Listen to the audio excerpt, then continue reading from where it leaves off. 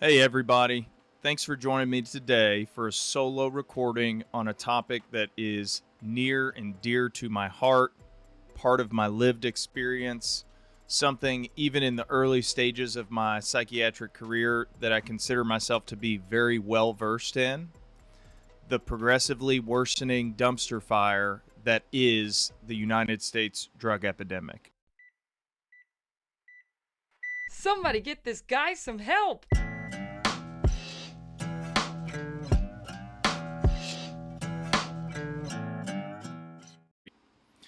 I spend a lot of time talking about our broken healthcare system, and there is no one specific issue that epitomizes its dysfunction more than the addiction crisis, which has taken the lives of millions of Americans since the late 1990s and affected hundreds of millions more. You could not grow up in the late 90s or 2000s in Kentucky, Indiana, Ohio, West Virginia, Tennessee, North Carolina, and not know somebody afflicted by addiction or a family torn apart by the carnage of their loved one's addictions. Purdue Pharmaceuticals, run by the Sackler family, who were implicated as a major causative factor in the Valium epidemic of the 1970s and 1980s, specifically targeted rural Appalachians with their marketing of the drug Oxycontin. What they claimed was a non addictive opiate, which, by the way, does not exist. The opium poppy is the natural plant form of opiates and has been around since the 3000s BC. It was recognized as causing potential fatality with improper dosage as far back as the 10th century and was banned by the Yangzing emperor of the Qin dynasty in China in the 1700s, in part due to its negative impacts on their population. In the early 1800s, morphine was isolated from opium as the active pain relieving and respiration depressing ingredient in opium.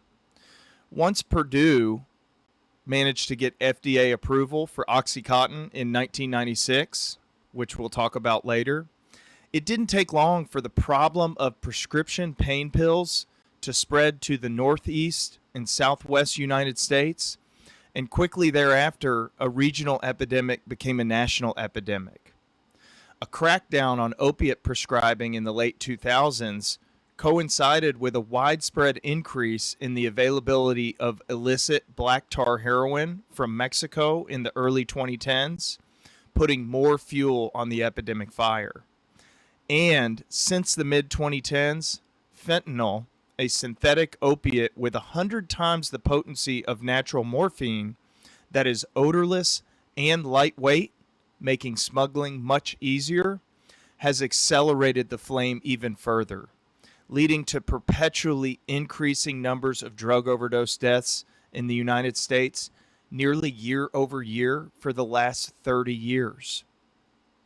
From 1999 to 2020, overdose fatalities have increased by more than 500%, and probably even more than that.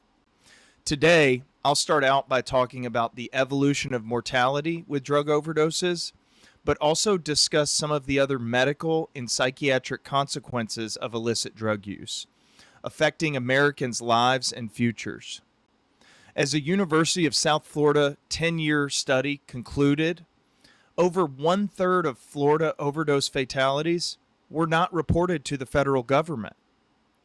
It's so important to point out that not only are overdose numbers almost assuredly and chronically underreporting the annual numbers of drug overdose fatalities, they also do not factor in that this problem is not just limited to overdose deaths. For people with non-fatal overdoses, the risk of mortality increases from less than 1% at baseline over a 12-month period to more than 5% fatality rate in the next 12 months. That's for people who overdosed and did not die from it. About half of those people end up dying from an overdose, but the other half of that 5% You're talking about deaths related to car accidents, intravenous drug use related infections like HIV, which causes AIDS, hepatitis C, which can lead to an impaired immune system function, as well as liver cancer or liver failure, endocarditis, which is a heart valve infection that can spread through the circulatory system to anywhere in the body, skin and soft tissue infections at the site of injection, sexually transmitted infections, pneumonias, and other non infection related risks like depression, suicide, homicide, domestic violence, psychosis, chronic lung disease resulting in respiratory failure, alcoholic and other drug related liver disease,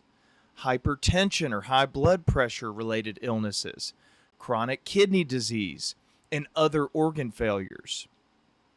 Throughout this series, we will track the evolution of the U.S. drug epidemic from the time of OxyContin's emergence to widespread fentanyl contamination. But we'll also discuss the non-fatal effects on people's health and well-being. Let's dive in. First and foremost, nobody pays me to do this shit. I have no disclosures, I don't receive any funding, and I don't think with a lot of the things that I'm saying that I will be receiving any pharmaceutical funding anytime soon. The reason why I do this is because of people like Will. So I went to high school with Will, and he was one of the funniest and most lighthearted people I've ever known.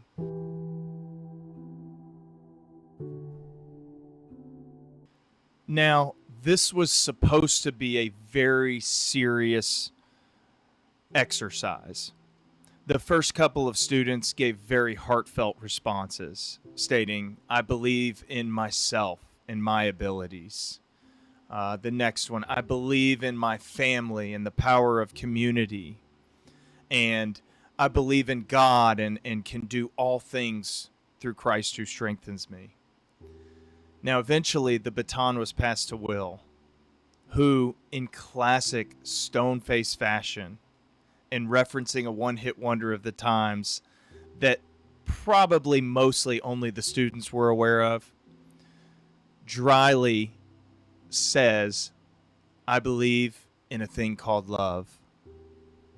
Now, while the priests and the older mentors bought it hook, line, and sinker, gave a somber nod to Will, who had buried his head in his hands because he was even struggling to keep a straight face, while the majority of the rest of us did everything we could to disguise our tears of laughter as tears of empathy, Will always knew how to make people laugh.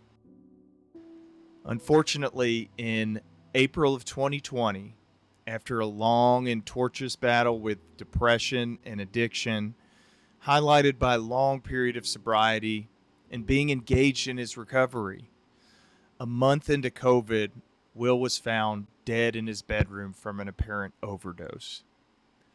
It was absolutely devastating to me, to his other friends, to his family. And it's not just Will, unfortunately. I can't count on both sets of my fingers and toes the number of former classmates who have passed away in the last 15 to 20 years. Too many parents, too many friends, too many loved ones are finding their sons, daughters, parents, relatives, and more gone in an instant, or having their lives derailed by addiction. We have got to turn more focus and attention as a country, as a society, to rectifying this problem, not continuing to put Band-Aids on our absolutely atrocious addiction care in this country. I've got to give a huge shout out and thank you to Will's parents for allowing me to tell his story, trying to raise money in Will's honor. It's not easy to do that, and there's a lot of stigma surrounding addiction.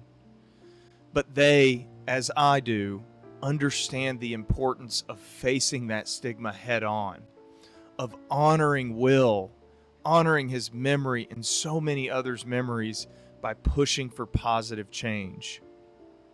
Anyways, this is why I'm here. Will is the symbol to me of why this matters. And I want to make damn sure that his death is not in vain, but pushes us towards progress in combating this surging epidemic.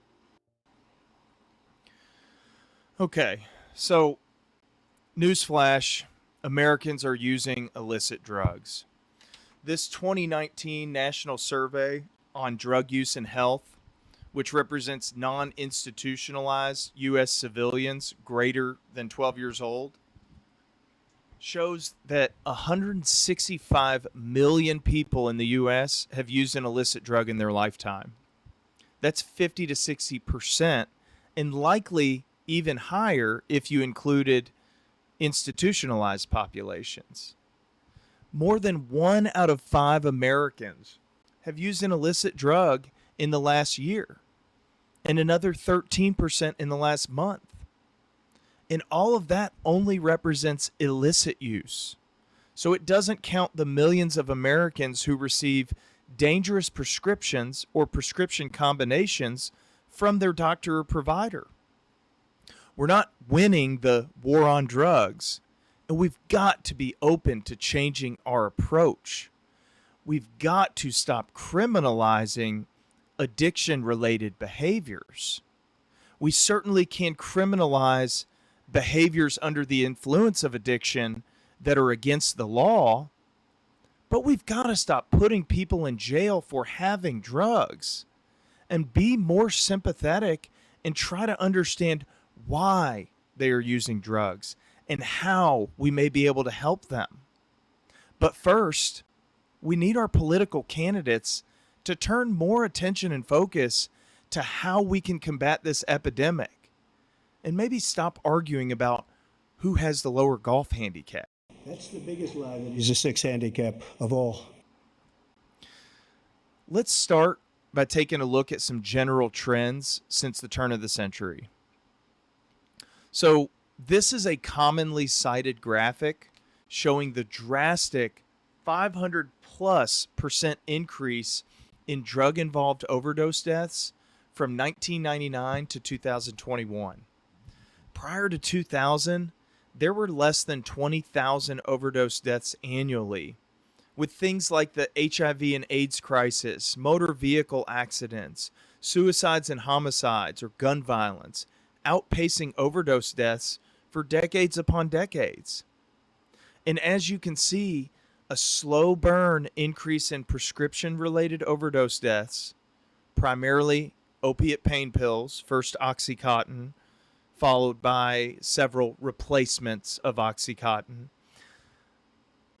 An increase in these prescription-related overdose deaths in the late 1990s into the 2000s consistently and steadily increased until about 2014, 2015, when fentanyl burst onto the scene, leading to the highest drug overdose death rates in our world today, and from what I can tell, in the history of the world.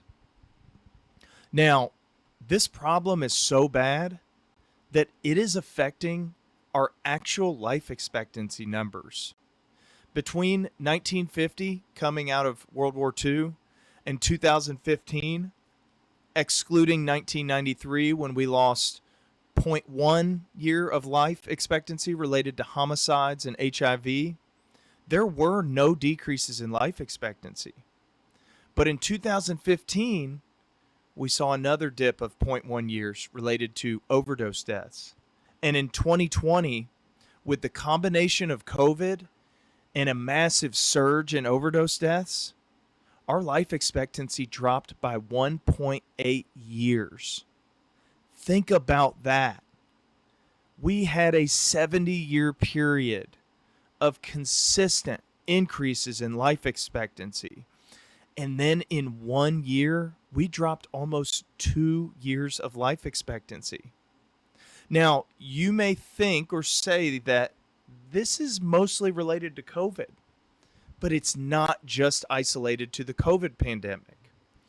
Of the 350,000 COVID-related deaths, that's an official CDC number, in 2020 in the United States, 93% were in people over the age of 50 and 75% in people over the age of 65. On the flip side, of the 100,000 plus overdose deaths, and I will argue that it is higher than that, 90% occurred in people younger than 65, with the average age younger than 40. Not every death counts the same in terms of its impact on life expectancy. This crisis is killing young people of every community, of every ethnicity, of every socioeconomic background. This is killing young people with their entire lives ahead of them. So, to go back to a common theme of the podcast, all of this is happening, this drop in life expectancy, despite us Americans spending drastically more money than any other nation per person on healthcare. The Japanese and the Swiss are pushing towards average life expectancies around 85 years. Australia, which has similar rates of obesity and smoking, are living until about the age of 84. The United Kingdom and Germany, about 82.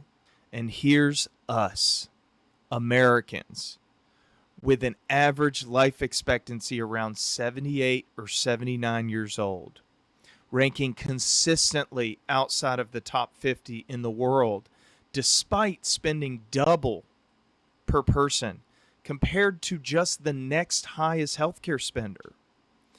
No offense to Czech Republicans or Antiguans and Barbudans, Croatians or Omanis, but with our resources in this so-called developed nation, we should not have the same life expectancies as those aforementioned countries. This problem shows majorly in our top 10 leading causes of death by age group, where you'll see unintentional injuries, which include overdoses, killing about 167,000 people in 2018, and a reported greater than 200,000 in 2020, with more than half of those due to direct reported fatal overdoses. And if you break down the unintentional injury deaths, between the ages of 15 to 44, the most likely reason for your death as an American is from a drug overdose or a suicide.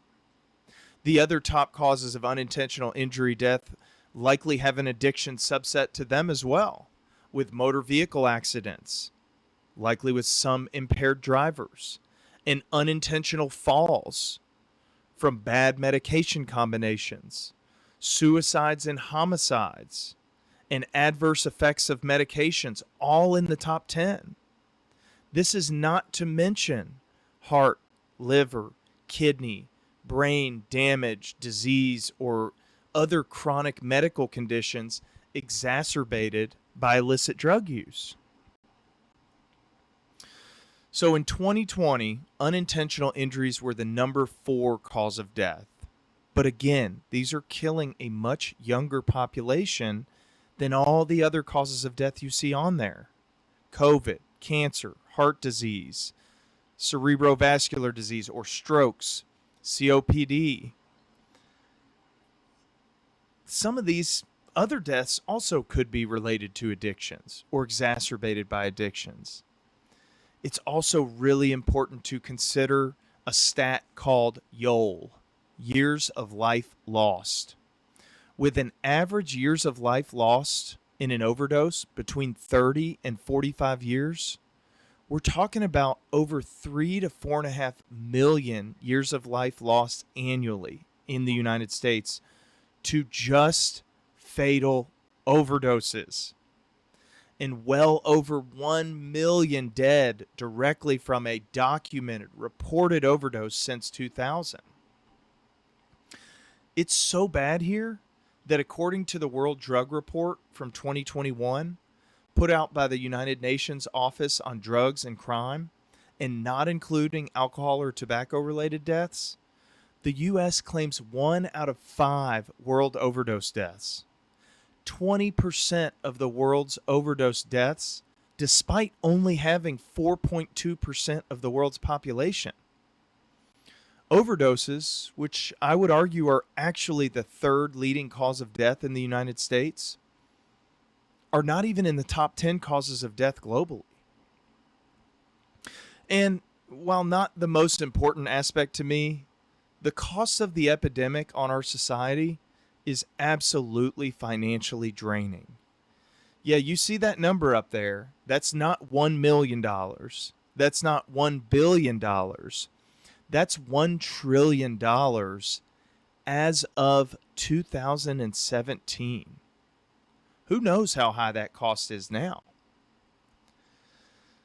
This is a very interesting study from 2018 out of Columbia University and featured in JAMA Psychiatry, a major psychiatric medical journal, regarding 75,000 adult Medicaid patients during their first year after a non-fatal opioid overdose. What it reveals is that there were 5,200 deaths out of this 75,000 compared to an expected number of deaths in the general population of 215. That's nearly a 25 times increased risk of death for this population, with 50% of those deaths related to substance use or subsequent overdose, but another 13% related to circulatory system failure, 6% related to respiratory failure, 6% to infections, 4% to suicides, 4% to GI system issues or stomach issues or colon issues, 10% to cancers, and 2% to cirrhosis or liver disease. There is so much more to this problem than just overdose fatalities.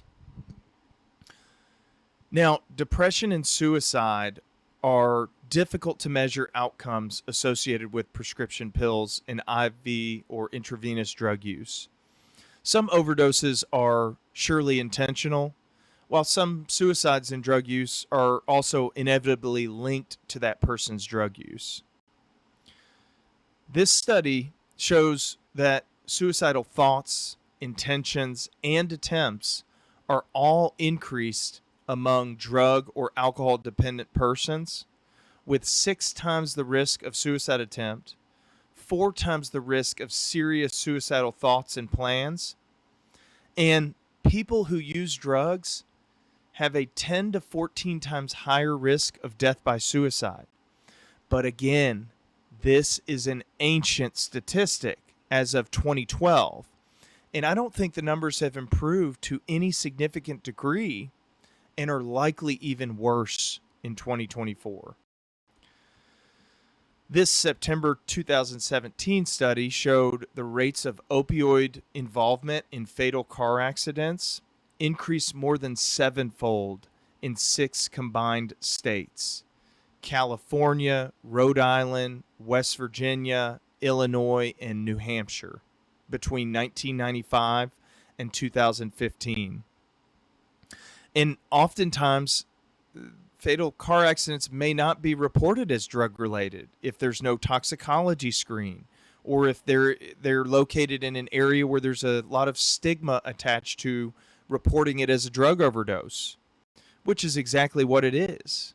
The driver would not have been swerving or lost control due to nodding off when they have an opiate or a depressant in their system. Now, there's a lot more to come in this series. Hopefully, I've stressed the fatality part of this epidemic and the likely underreported nature of drug overdose related deaths, which I will continue to do throughout the series. Based on adding up all the related deaths not categorized as being caused by an actual overdose, I would estimate the overall number of annual drug overdose deaths and related deaths is pushing beyond 200,000. That's not even counting alcohol or tobacco related deaths, which jumps that number up considerably further. It all started decades prior to increase in opiate prescribing we saw in the late 90s and early 2000s with doctors, and probably pharmaceutical companies financially backing them and their ideas and promoting this idea that pain should be treated as the fifth vital sign, or considered as the fifth vital sign, along with respiratory rate, heart rate, temperature, and blood pressure. So in the 1970s and 80s, the idea that untreated or undertreated pain violated the ethical principles of medicine.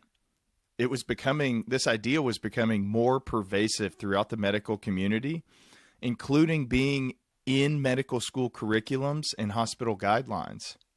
Prior to 1980, opiates and their synthetic counterparts, opioids, were used primarily for end-of-life cancer-related pain, the extremely sick, or most regularly in a limited duration for post-operative surgical patients.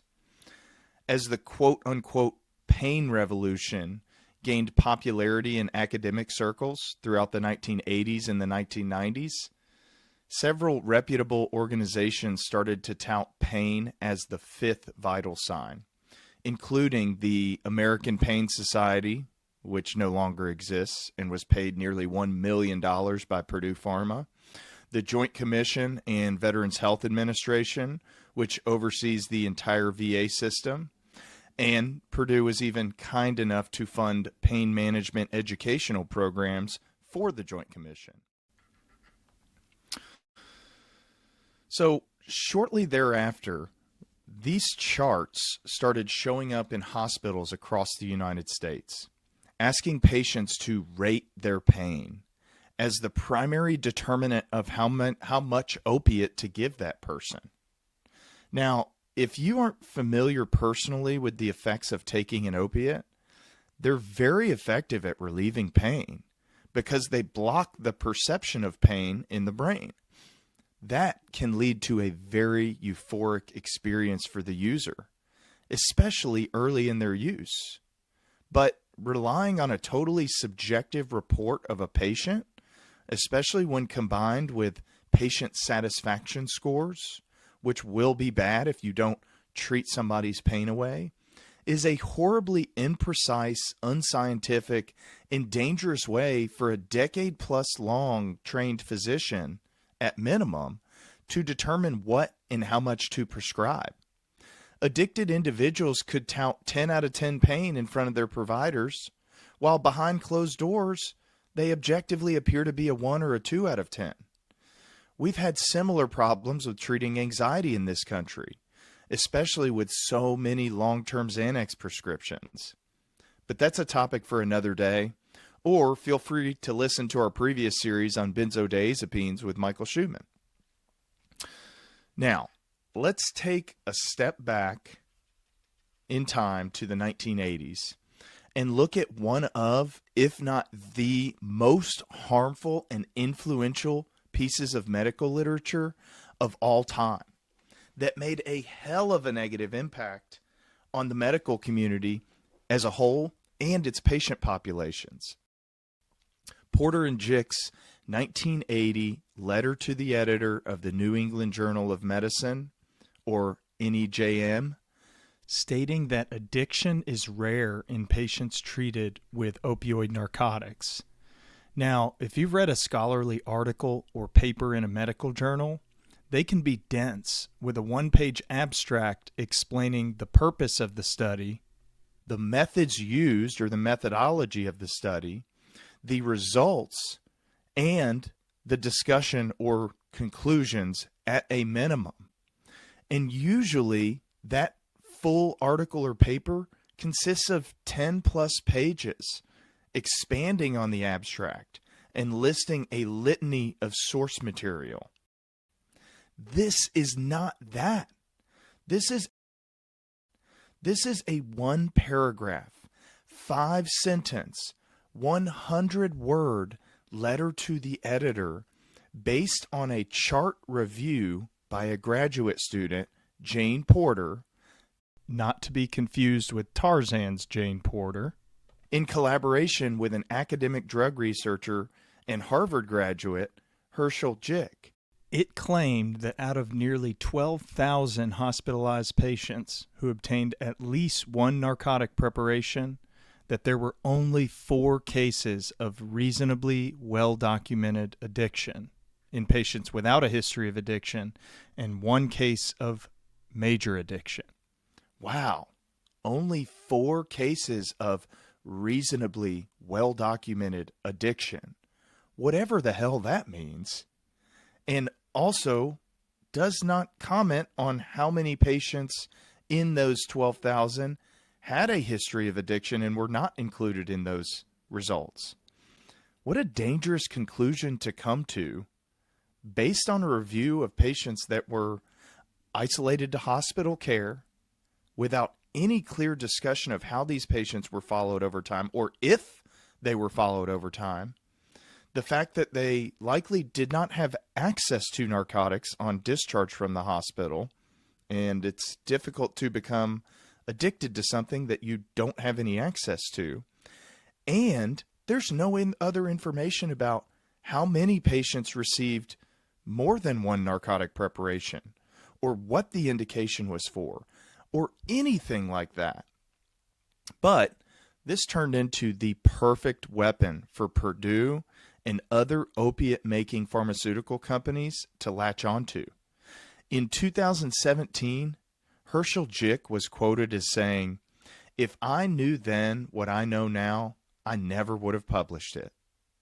Let's look and see what happens in the 3 subsequent decades with other papers citing this letter to the editor, evidence, quote unquote, that opiates are not addictive. So the number of other papers affirming Porter and Jick's quote unquote research is astounding, with over 200 citations and only 3 negations of those 200 between 1996 and 2004. Even long after the prescription opiate epidemic was in full swing in the early to mid-2000s and into the 2010s, there were still researchers affirming the study's results, and way more researchers affirming it than negating it, creating a type of scientific cyclical reasoning without any sort of solid base. Some dingus out there is still affirming this study as of 2016.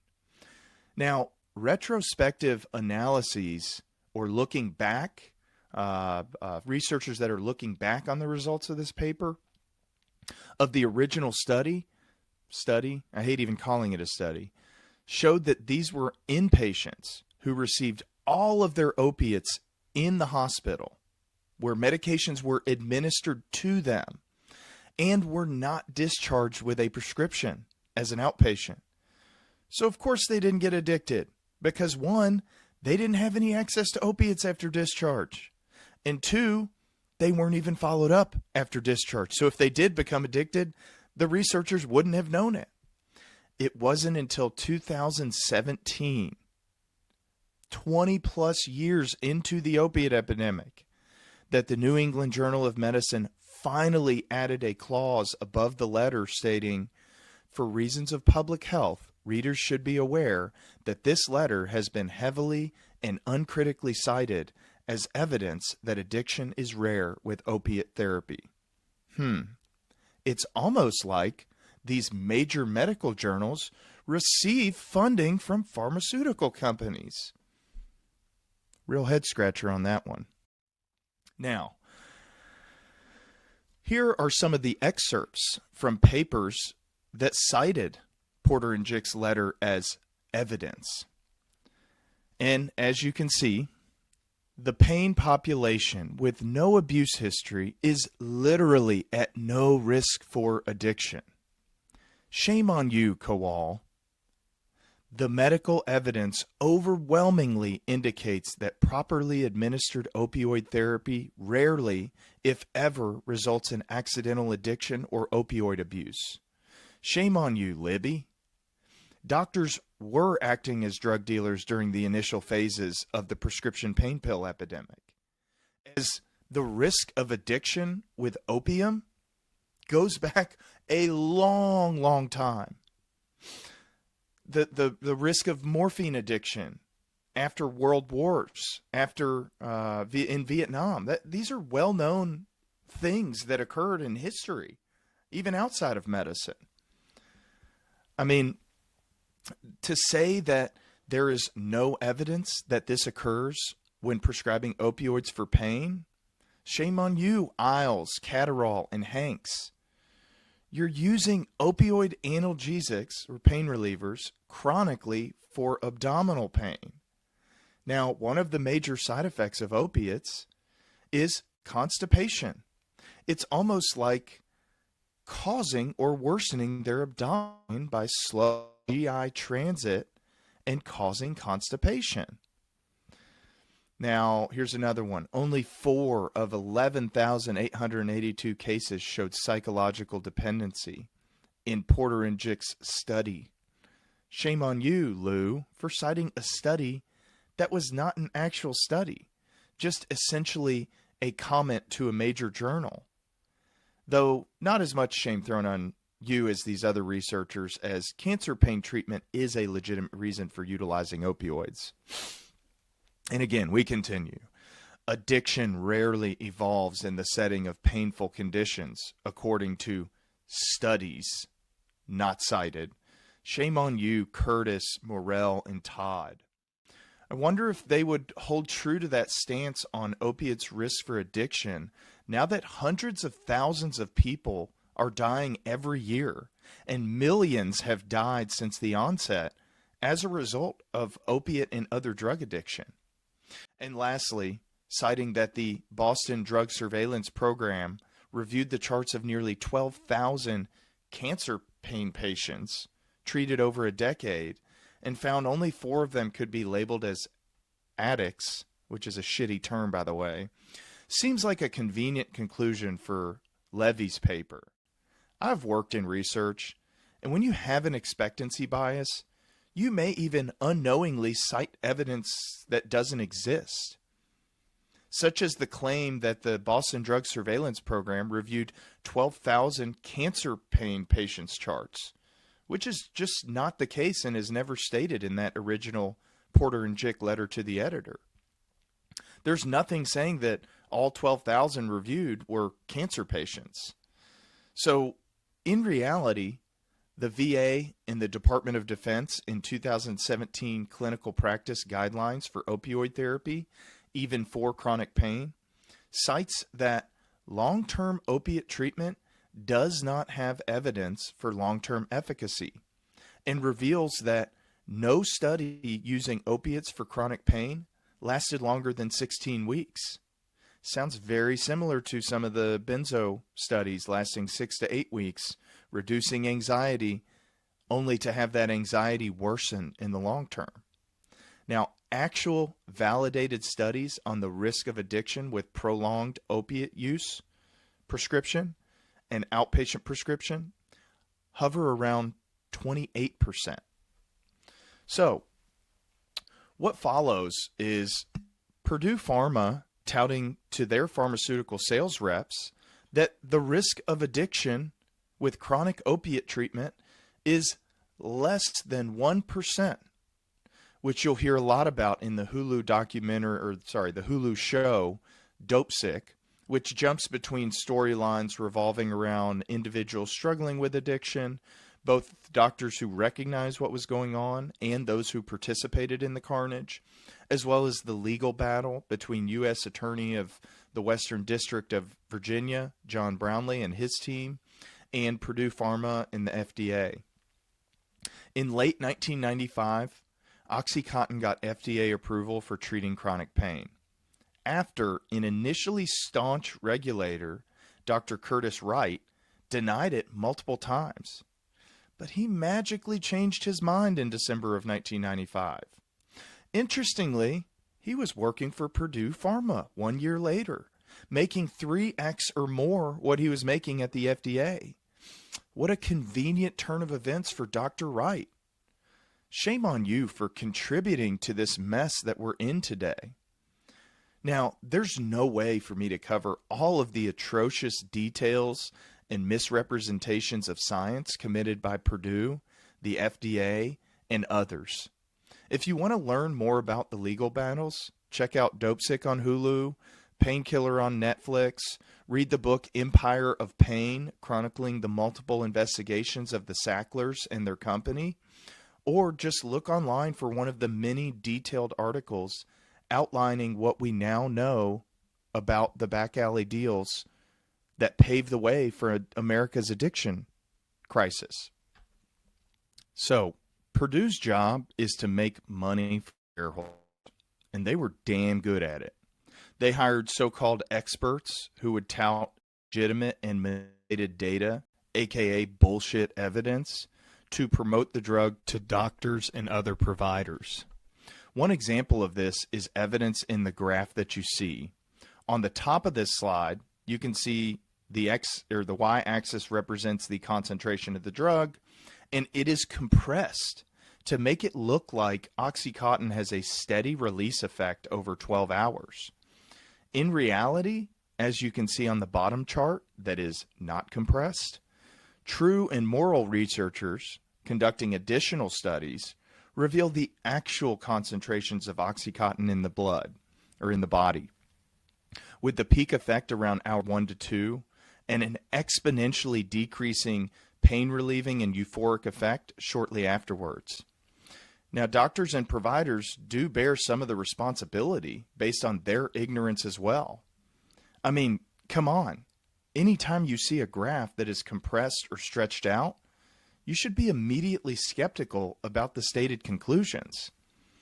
Purdue was not the only bad actor contributing to the opiate epidemic. Several other opiate makers, including Spec GX, a subsidiary of Mallinckrodt, who makes Oxyan hydrocodone, Actavis/Teva, who makes Norco, and several distributors, including McKesson, who at one time was distributing more oxycodone than there were people in a small West Virginia county. Walgreens, CVS, Walmart, all of these big corporate entities profited from OxyContin, except the people promised the benefits, the American people. They're the ones who suffered. This is a huge reason why I don't see any need and have no desire to spend time with pharmaceutical drug reps. How in the fuck could they know more about how a drug works and the nuances of its interactions and indications than a doctor with, at minimum, nearly 10 years of training and experience? All before that doctor is allowed to prescribe independently. Shame on the key opinion leaders for neglecting their Hippocratic oaths to not harm our patients. As I alluded to earlier, in 2019, while investigating the opiate epidemic, the House Energy and Commerce Committee found that between 2006 and 2016, in Williamson, West Virginia, on the Kentucky border, around Hatfield-McCoy territory, 21 million pain pills were dispensed to a population of 3,200 people in a county that only had 2 pharmacies. That amounts to about 6,500 pills per resident of the county, or roughly 2 pills per day over 10 years for every resident of that county. It would be one thing if a substantial number of people were benefiting from this drug, but not only did the number and dose of prescriptions see a steep increase in the 2000s, all of a sudden, Americans required higher and higher dosages to manage their pain. And Purdue had an answer for that as well, labeling it breakthrough pain. And you know what the answer was? more Oxycontin. Now, ironically, more Oxycontin was associated with more chronic pain in Americans. A drug that was supposed to last 12 hours quickly became an every 8-hour pill, and later every 6 hours, as it is today. If you've ever taken an opiate prescription, then you know how powerful these medications can be in any given person. 20 milligrams of oxycodone in an opiate-naive person could lead to fatal respiratory depression and was a common starting dose for people.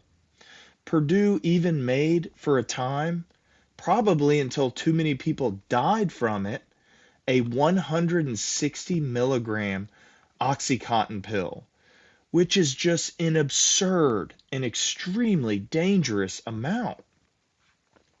Now, some people tell me that I should be more political, more professional when discussing this crisis and the players involved. But fuck that. This company intentionally preyed on my region, my community, my friends, my people. They initially targeted economically down and out Appalachian populations with high unemployment and poverty rates after many steel, coal, and textile factory jobs dried up in the 1980s and 1990s, where work was hard to find and despair was commonplace. A place where 99% of the Appalachian population owns less than half of the Appalachian land. I grew up in a region with the highest prescription painkiller rates, not just in the United States, but in the world.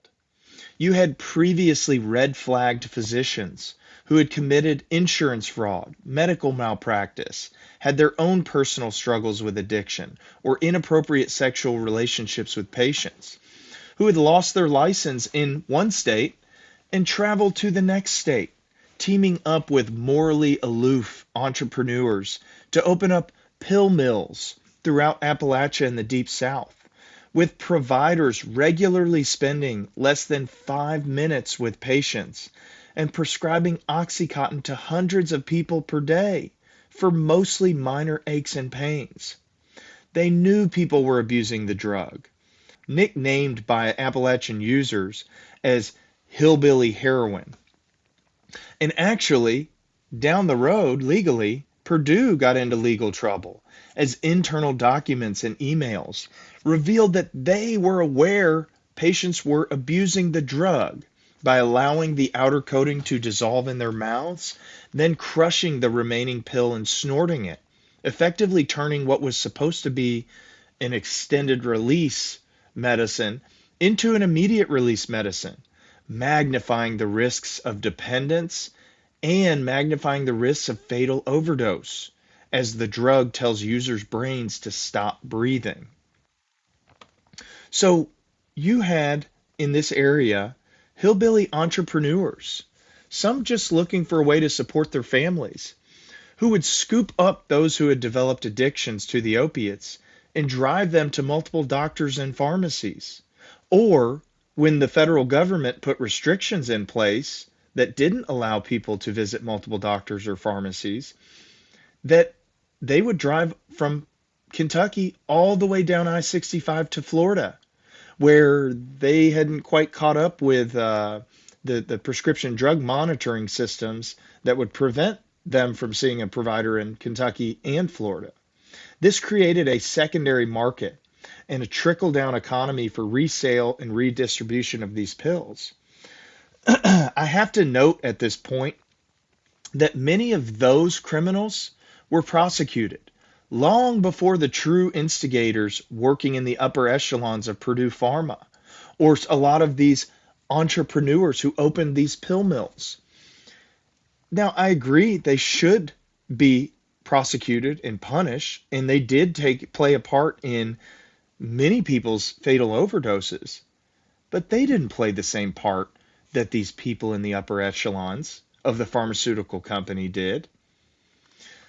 Now, if you've watched The Pharmacist on Netflix, you'll remember Jacqueline Cleggett, an opiate-addicted physician operating a pain clinic in Louisiana, with lines of patients extending out the door at 2 in the morning. There were no limitations to how many prescriptions a doctor could write, nor any way to prevent multiple visits to multiple doctors and multiple prescriptions. One doctor could see as many patients as they possibly could without any limitations on the time restraint with each patient. Now, let's watch what happens to the number of overdose deaths. Well below 20,000 prior to OxyContin's emergence over the decade that followed. A problem that started out primarily in Appalachia slowly spreads like a virus, with a nearly 40% increase in overdose deaths between 2003 and 2006. And in 2009, we watch it steadily spread out to the Southwest and the Western United States, and a steady increase in the numbers of dark red counties, representing a 20-plus person out of 100,000 death rate from fatal overdoses. By 2012, we had surpassed double the number of deaths at 41,500 that we had before OxyContin came onto the market. And by 2014, Appalachia was no longer alone, with huge swaths of the United States addicted to OxyContin and other prescription opiates. And outside of a thin sliver of addiction-resistant Midwesterners, nearly every corner of America was affected by the opiate crisis. So let's briefly hop back to 2006 for a minute. I want to break down the crude cost without insurance of 180 milligram, the highest dosage form of OxyContin, when the 160 milligram tablets were taken off the market. 80 milligram pills, 100 of them, was about $1,000. But with a Medicaid card, the copay for 100 pills was less than $5. In this secondary market, the value was $1 per 1 milligram of OxyContin. A 100 pill, 80 milligram prescription would yield up to a street value of $8,000. Multiply that by 125 patients, and you just netted $1 million.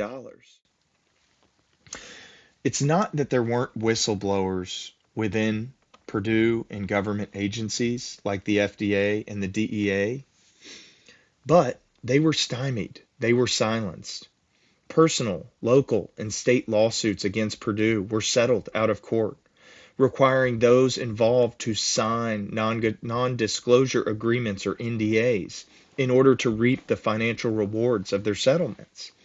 FDA and DEA officials were groomed for high-end, easy consulting positions at Purdue and other pharmaceutical companies, making exorbitantly more money than they were making in their government regulatory jobs.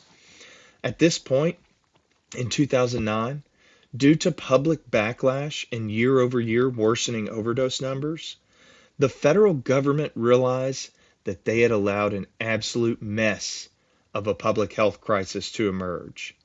So they reacted, and in typical federal government fashion, they made the problem worse.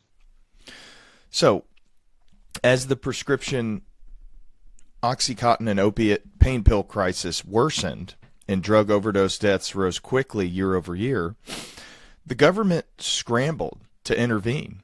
They worked to shut down the pill mills, installed PDMPs or prescription drug monitoring programs that restricted so-called doctor shopping or visiting multiple doctors in a day for the same problem or the same desired prescription, and users hitting up multiple pharmacies in a day by copying their prescriptions, with some pharmacies probably knowing what they were doing and not caring because, hey, they were profiting from increased drug sales too. Many states had PDMPs installed prior to the opiate epidemic. However, not all states implemented them expeditiously or created legal mandates for their use by doctors and pharmacies. So for several years in the mid to late 2000s, states would gradually adopt and utilize PDMPs, but it was a slow and incomplete process.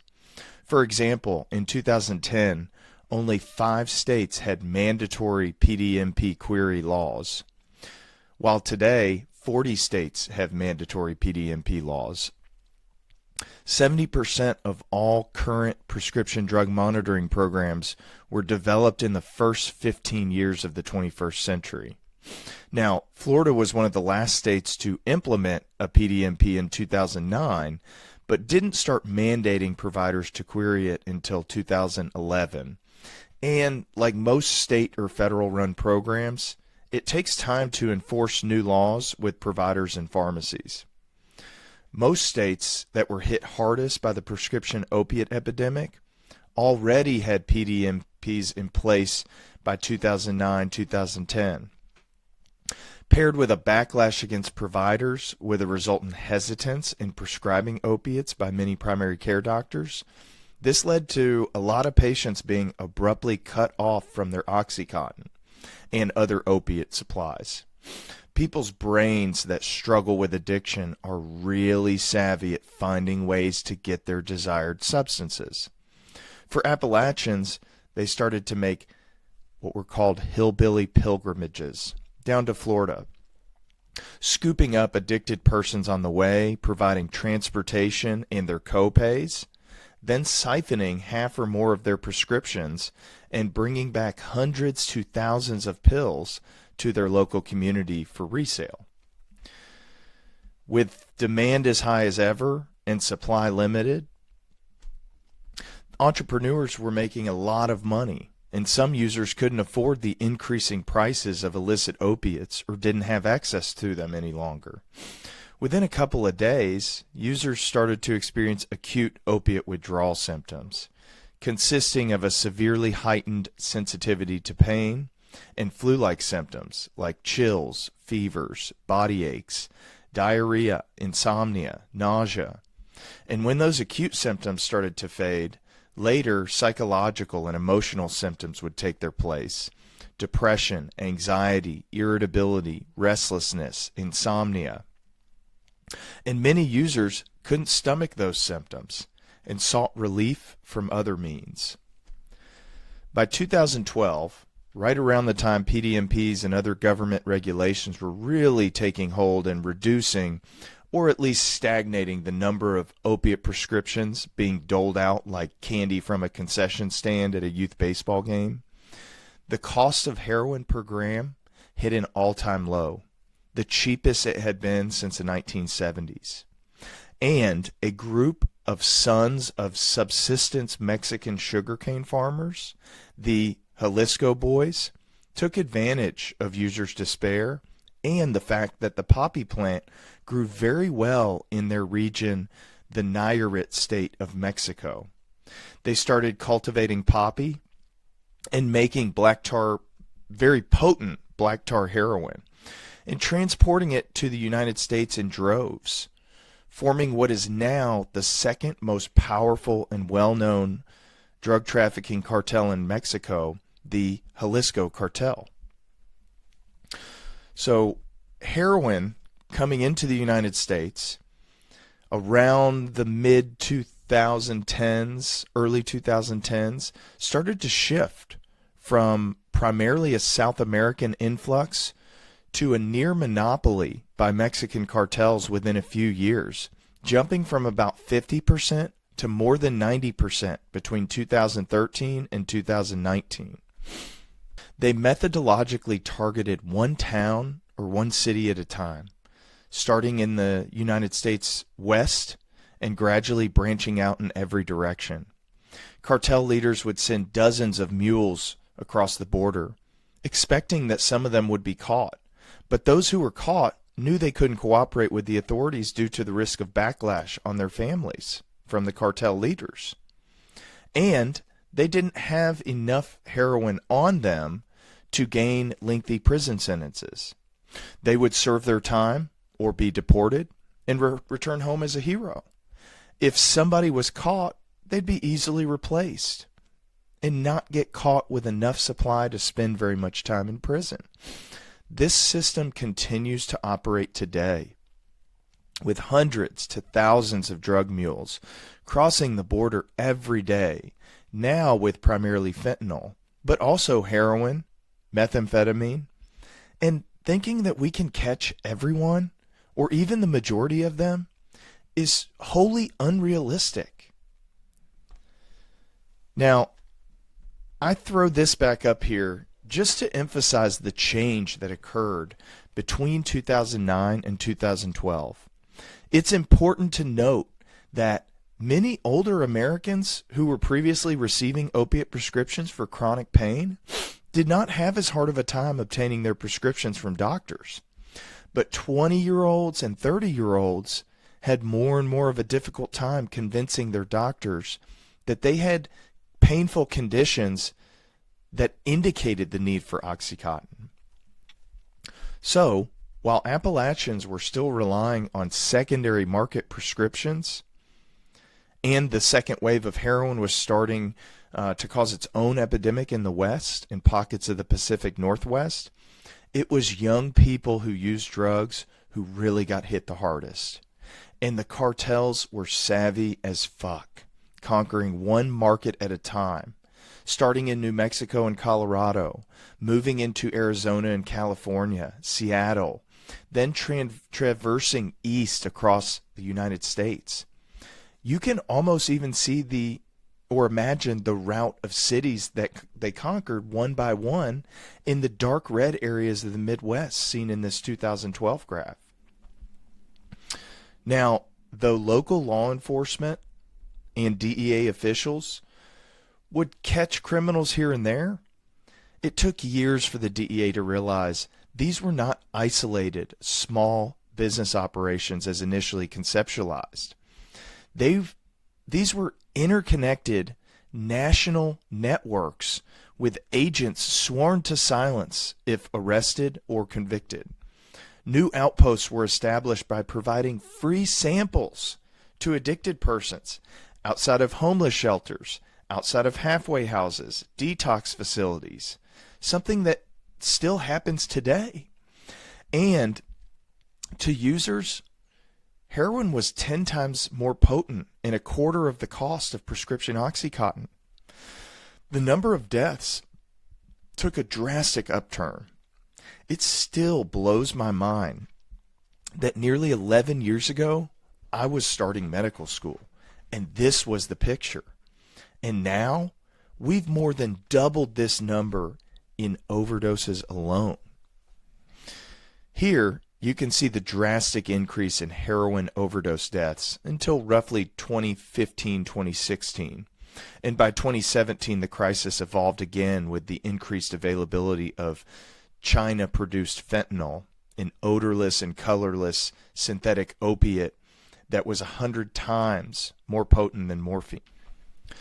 Now, if you want to learn more about just how the heroin epidemic emerged in the United States, I highly recommend journalist Sam Quinones' book, Dreamland, which follows the progression of the epidemic from prescription opiates to heroin and offers multiple firsthand perspectives and experiences on the topic, including what it was like to become addicted from users' perspectives, what it was like to operate a pizza delivery system for heroin from drug trafficker perspective, how disconnected different branches of the DEA were, but eventually discovered the connections between multiple arrests in different towns, and also from experts in medicine. I just wanted to include this slide to emphasize just how deadly heroin addiction is. This is one of the only longitudinal studies of heroin-addicted persons, with about 600 addicted people followed between 1964 and 1997, a 33-year period. And it found that half, and likely significantly more than half, of them were dead, as 10% status unknown. Only 1/5 of the original sample was abstinent from heroin, with another 21% still using heroin, 14% in jail, and 10% who refused to be tested. And that's of the survivors.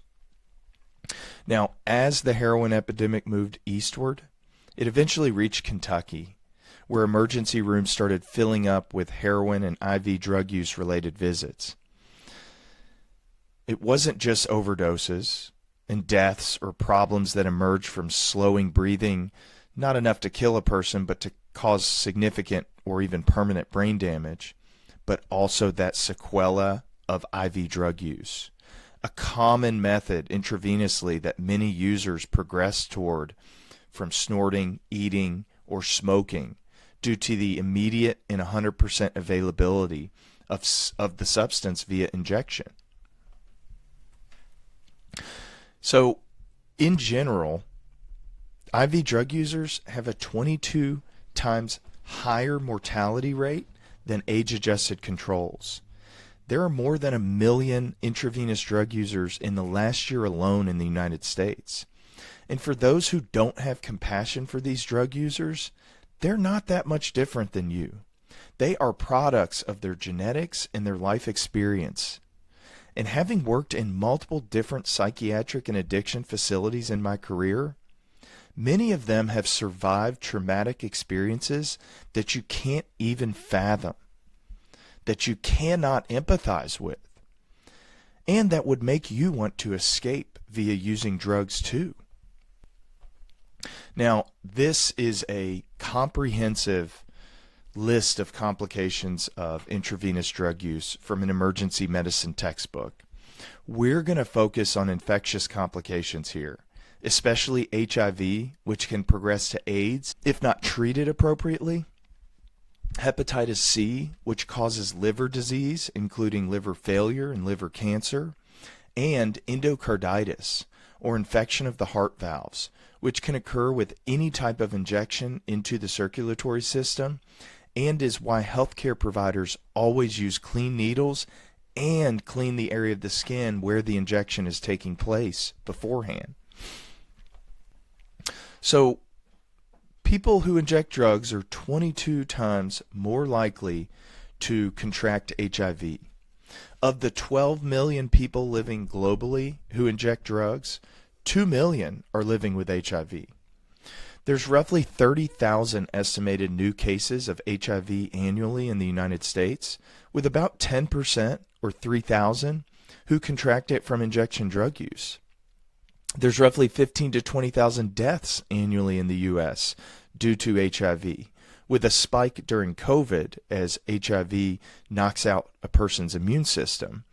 And we manage HIV better than most countries, with a global annual death number hovering around 700,000 deaths due to mostly lack of access to good care, such as antiretroviral drugs, which are extremely effective at preventing HIV from progressing to AIDS and preventing transmission. Preventing transmission is paramount in our fight against HIV and AIDS. So while needle exchange programs and increased education have reduced the number of new cases caused by IV drug use, that wasn't necessarily the case in 2015. About 30 miles north of Louisville, where I live, Louisville, Kentucky, is a county called Scott County in Indiana, which in 2015 had quite possibly the worst local outbreak and spread of HIV in U.S. history, with the epicenter being the town of Austin, Indiana. Austin had a population of roughly 4,000 people, and in 2015 registered most of the 142 new cases of HIV in Scott County, with over 215 new cases by 2017 related to this same outbreak. The prior record high of HIV cases per year in Scott County was 5. Scott County saw a total of 3 new HIV cases from 2009 to 2013. Now, nearly 250 people in the county are infected with HIV. Today, the local community is still reeling from the epidemic, with some obstinate folks who think maybe that they're better than IV drug users, still restricting access to needle exchange programs. That's absolutely absurd. So Kentucky is, unfortunately, also notorious for their HIV rates. with 8 out of the 10 most at-risk counties in the nation for HIV and hepatitis C being located in Kentucky, with 36 out of the top 100 counties. Now, part of that is due to the fact that Kentucky has too many counties. But you'll notice that many of these counties are centered around the mountains that surround Appalachia. There's still local municipalities that continue to restrict access to needle exchange programs, despite widespread evidence that they help to reduce potentially fatal transmission of multiple different infections, including HIV, including hepatitis C, and endocarditis, with close-minded local government administrators and officials in some of the worst afflicted areas, creating this moral divide between those who use drugs and those who don't. It can also cause what's called thrombocytopenia, with low platelet counts that are, by the way, platelets are constantly working to plug up internal and external bleeds or wounds. Without them, patients are at risk for severe bleeding, especially in places with high cell turnover, like the GI tract, which is particularly prone to bleeding. Almost half of IV drug users are positive for hepatitis C, and 90% of new cases of hepatitis C are related back to IV drug use. As you can see here, the hepatitis C death rate map from 2017 looks just like the map of drug overdose deaths, further showing that overdose deaths are a non-total percentage of overall drug-related deaths. If these people don't contract hepatitis C from their IV drug use, not nearly as many of them end up dying early. Luckily, we have a recent adjunct to previous treatment that was FDA approved in July of 2015, and now hepatitis C treatment is extremely effective with an over 90% remission rate after 8 to 12 weeks of treatment. But it requires future abstinence from IV drug use, or at a minimum, abstinence from sharing needles. And we've seen annual deaths attributed to hepatitis C fall from close to 20,000 in 2014 to less than 14,000 in 2021. By 2013, Kentucky rose to number 1 in hepatitis C rates. And as you can see, the other most afflicted states in the country all border Kentucky in the Appalachian Mountains: West Virginia, Indiana, Tennessee. Kentucky saw a 730% increase in hep C rate from 2007 to 2013. And again, hepatitis C is primarily caused by direct blood-to-blood transmission between one infected user and the next. Like HIV, this transmission can be prevented with using clean needles on every injection drug use.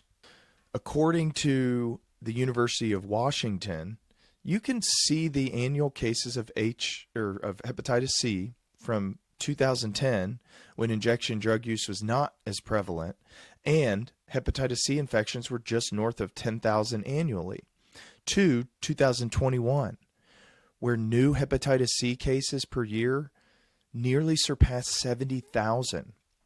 And more importantly than the 700% increase over 11 years is the fact that the number of infections has risen year over year. Also, the highest number of new hep C infections occurred in people age 30 to 39. So again, we're talking about relatively young people with their whole lives ahead of them being afflicted with a potentially deadly viral infection from IV drug use. This 2019 World Drug Report graph shows a side-by-side of the number of hep C attributed deaths and, probably an even more important statistic, the DALYs, or disability adjusted life years, a time-based measure that combines years of life loss due to premature death and years of life loss due to time lived in states of less than full health. Globally, as of 2018, hepatitis C actually kills more people at this point, primarily due to lack of access to effective treatment in lesser developed nations, than direct opioid overdoses. But hepatitis C also leads to millions of years of health life lost. If you combine HIV and hepatitis C, it amounts to nearly 350,000 global deaths annually and 10 million plus years of healthy life lost. So, sharing needles is the primary cause of infection in IV drug users. For hepatitis C especially, and a major cause of HIV transmission as well, and is totally preventable with clean needles. This graph shows how common syringe sharing is, especially in younger and more naive IV drug users. It also indicates that older IV drug users do learn through their experience and can be educated, even if they continue to use drugs intravenously, on ways to use them more safely and reduce their harm. Obviously, we've got to better educate our youths in regards to how to avoid these complications and not just harp on abstinence as the only way to reduce harm. Though obviously it is the best way. Now, it's not just about using a clean needle in terms of infectious complications of injecting things into our bodies. There's another very important tool in combating other infectious risks, and it's using alcohol swabs to clean the skin around the area of injection prior to injection, same as we do in the hospital anytime an infection or an injection is given. Endocarditis is maybe the most acute and serious of all IV drug use related infections. HIV and hepatitis C can be treated and the damage can be minimized, as can endocarditis. But endocarditis has a mortality rate of about 50% if not treated. And without proper imaging, it can easily be missed in somebody who is having a behavioral problem in the ER, going through opioid withdrawal or methamphetamine intoxication. Let's take a quick virtual tour of how bacteria get to the heart during injection drug use and then where they can go from there. So it doesn't matter if someone uses a clean or unused needle when injecting if they don't clean the area around the skin first. Our skin is covered with bacteria that acts as a protective layer against foreign pathogens. Staph aureus is a dominant skin bacteria that easily invades into our bloodstream and can infect our entire body from there. What happens is the needle pulls in Staph aureus or other skin bacteria and is injected into the vein with the substance, heroin or meth, among others. Because the bloodstream is like a flowing river, that bacteria just bounces along through the venous system until it reaches the confluence of that venous river, the right atrium of the heart. One of the first places it sees where it can latch onto is the tricuspid valve, or the valve between the right atrium and the right ventricle, or the pulmonic valve, the valve between the right ventricle and its outflow tract to the lungs, where the blood is then oxygenated and comes back to the heart. This bacteria multiplies on these heart valves, creating what are called vegetations or clusters of bacteria. These can then break off and seed other areas of the body, first traveling to the lungs and often causing what's called a double pneumonia, and then back to the left side of the heart, infecting the mitral valve and or the aortic valve. These valves have really important functions. Just like the valve on any hose, they need to be sealed in order for blood to travel in the direction it's meant to travel without backflowing. When there's a vegetation on a valve, it doesn't open or close as completely. It leads to a less efficient heart, and a heart that has to now work harder and pump harder to effectively get blood to the rest of the body. It's a vicious cycle, because as the heart works to beat even harder, that increased pressure works to spread the infection further into the systemic circulation, aka the rest of the body. It can go into the coronary arteries, which branch off right after the blood leaves the heart, causing a heart attack, or it can shoot into the brain, causing what's called a septic cerebral emboli, causing a stroke as the mixture of clotted blood and infectious materials plugs up arteries trying to provide oxygen and nutrients to brain cells. These clusters of bacteria also love to hide out in between the spinal vertebrae, causing very painful abscesses, and can literally go anywhere else: the kidneys, the liver, the spleen, the colon, the skin, the joints. Now, I didn't initially understand why my endocarditis patients had such poor insight and would try to go sneak out of the hospital in order to shoot up again. But imagine a heroin addicted person who develops endocarditis that goes to their spine.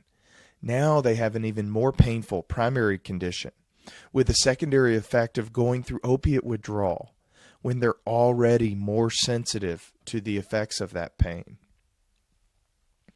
As you can see in this graph, the national prevalence of endocarditis due to IV drug use increased drastically, more than triple-fold, from 2003 to 2016, from about 5% to more than 15%.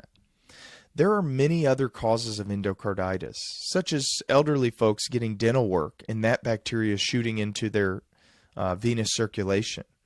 But the incidence of endocarditis in young people is growing year over year, and primarily related to IV drug use.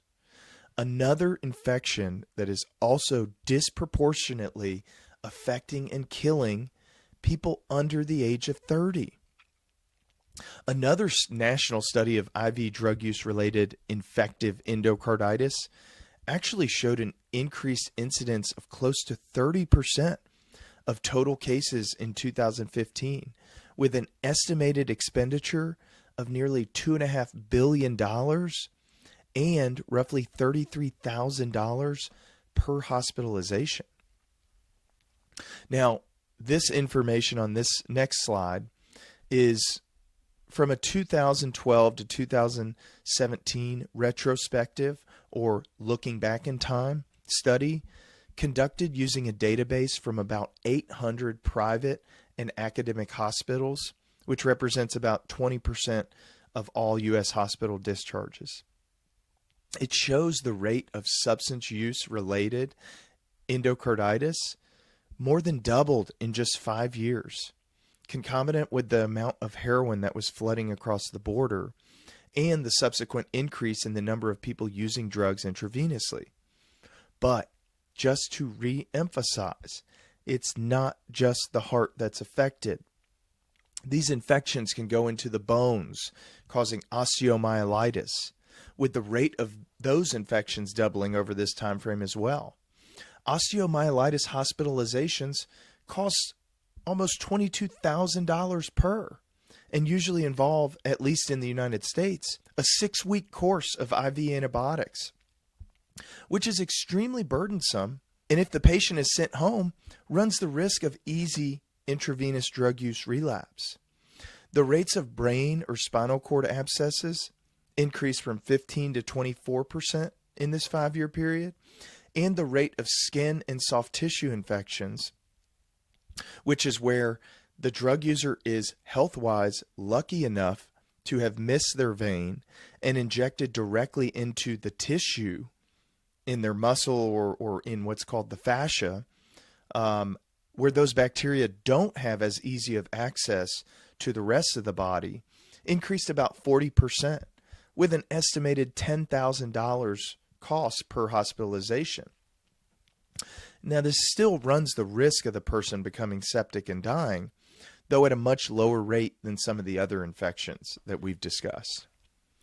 So the point that I have been repeatedly hammering home to listeners, watchers, and anyone who crosses my academic path is that we are severely underestimating the number of deaths related to illicit drug use.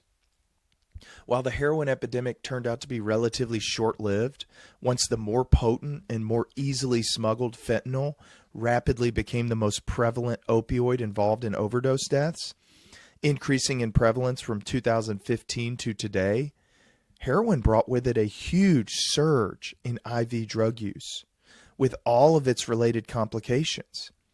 This amounts to an additional 2,000 deaths per year from HIV, another 10+ thousand annual deaths from hepatitis C, and with 5,000 to 8,000 deaths annually from endocarditis related to IV drug use, and a progressive trend towards killing younger people, aka IV drug users. From those 3 infections alone, we're talking about somewhere around 15,000 additional deaths related to any sort of drug use.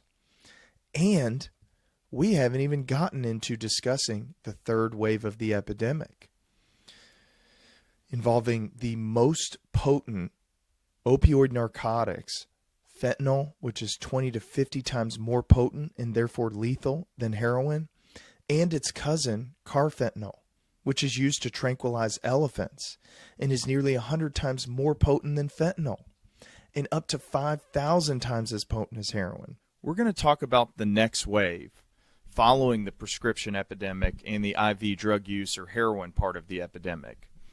This massive increase in the availability of fentanyl and its subsequent contamination of the entire illicit drug supply. Just to reiterate how potent fentanyl and its even stronger cousin carfentanil are, is showing you this DEA graphic. It shows the estimated lethal doses of heroin, which is around 20 to 30 milligrams, compared to uncut fentanyl, 1 to 2 milligrams, and uncut carfentanil, 0.01 to 0.02 milligrams. And this is evidence that even just a couple grains or a sand's worth of fentanyl or carfentanil especially can lead to a fatal overdose. Oftentimes it takes more than one Narcan or naloxone, the reversal agent for opiate overdose, to reverse the effects of fentanyl overdose. And it may even require a half dozen different administrations of Narcan, which can cause the doctor or the provider in the ER that is treating a suspected overdose to start to call into question their diagnosis and potentially abort giving more Narcan prematurely. So this next graphic shows the number of DEA seizures of fentanyl and its derivatives in the 2000s and into the 2010s. We saw a drastic increase in fentanyl seizures from nearly zero in 2001 all the way through 2013. The one spike you see on there is related to one massive drug seizure in fentanyl-laced cocaine in 2006, I believe. But from having almost no fentanyl all the way through 2013 to over 5,000 seizures in 2014, over 15,000 in 2015, and over 30,000 in 2016. Now, I couldn't find a specific graph to show you from 2017 and on, but from reports and overall numbers, it appears the amount of fentanyl flowing into the country has only increased year over year since that time. With DEA reports from 2021 of over 50 million fentanyl-laced fake prescription pills and more than 10,000 pounds of fentanyl powder, enough to kill 379 million people. Now, I'll update those numbers for, I believe it's 2023, a little bit later in the episode. So, from 2000 to 2012, fentanyl was involved in less than 2% of overdose deaths in New York City. In these 2017 numbers, once fentanyl had contaminated the drug supply, it was involved in almost 60% of New York City overdose deaths. Now, most users are not aware that they're using fentanyl. With a 2019 survey of over 300 opioid withdrawal inpatients in Baltimore, Boston, and Providence, revealing that only 25% of those people sought out fentanyl. What we see in terms of total drug overdose deaths is a massive increase year over year. A drug epidemic that was the worst it had ever been in the early 2000s just continued to get worse with the emergence of heroin, then took somehow an exponentially worse turn with the huge influx of mostly China-produced fentanyl. It's causing directly attributed deaths in 100,000 Americans every year, with an estimated 3 to 4 million years of life lost annually. So, according to the DEA, fentanyl flows into the U.S. primarily from China, via our neighbors, mostly to the south, but also a little bit to the north. The Chinese government actually in 2018 scheduled fentanyl, much as we have our drugs scheduled. We'll save that discussion for another day of how horribly we've scheduled our drugs. But anyway, China scheduled fentanyl in 2018, which outlawed producers from trafficking it. But they simply shifted to trafficking licit fentanyl precursors and analogs and continued sending it either directly into the U.S. or vast majority of it comes through Mexico, with a little bit coming through Canada, where it can be relatively easily smuggled across the border using thousands to tens of thousands of mules every year. In recent years, a more strained U.S.-China relationship has likely contributed to a lack of enforcement by the Chinese government, but we're also talking about a substance that can be smuggled in microscopic amounts that are extremely lightweight, they're odorless, and they're very easily hidden from authorities. Now, what follows is the most contaminated drug supply of all time, which is scary for other recreational drug users that otherwise would have never used anything IV or never would have touched something as potent as heroin or methamphetamine. Fentanyl has found its way into powder cocaine, with the number of overdose deaths, which was steady around 5,000 for the previous 15 years, seeing a stunning and rapid increase in overdose deaths, with pretty much the entire increase related to fentanyl and its derivatives. Both fentanyl and cocaine are white powdery substances, and delineating the two is nearly impossible without a chemical test. So these are people that are most likely actively not trying to use fentanyl or even get a drug that acts as a downer. But as of most recent numbers, we're seeing north of 20,000 overdose deaths related to cocaine yearly. Benzodiazepines like Xanax, Klonopin, Valium, Ativan, and others have seen a similar rise in deaths, with very few people dying from benzos alone throughout the last 20 plus years.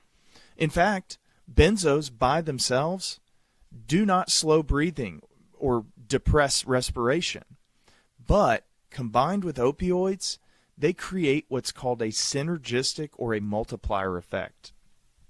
So you can see an increase in deaths progressively over the period in the 2000s and into the 2010s as the prescription drug epidemic rolled on, as users and even some providers were not aware of the potentially fatal interaction between opiates and benzos.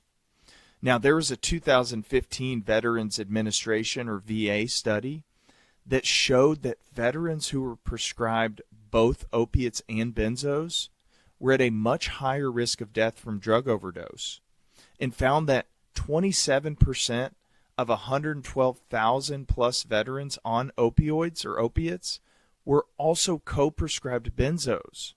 It also found that half of drug overdose deaths in this population were in patients who were co-prescribed benzos and opioids. Now the VA has a policy against co-prescribing the two, but you can see the numbers gradually increasing in terms of benzo-related deaths up until 2015, and then you see another spike of increasing deaths due to fentanyl after that. And again, the same is true for methamphetamine and other psychostimulants, but there's a little bit more nuance here.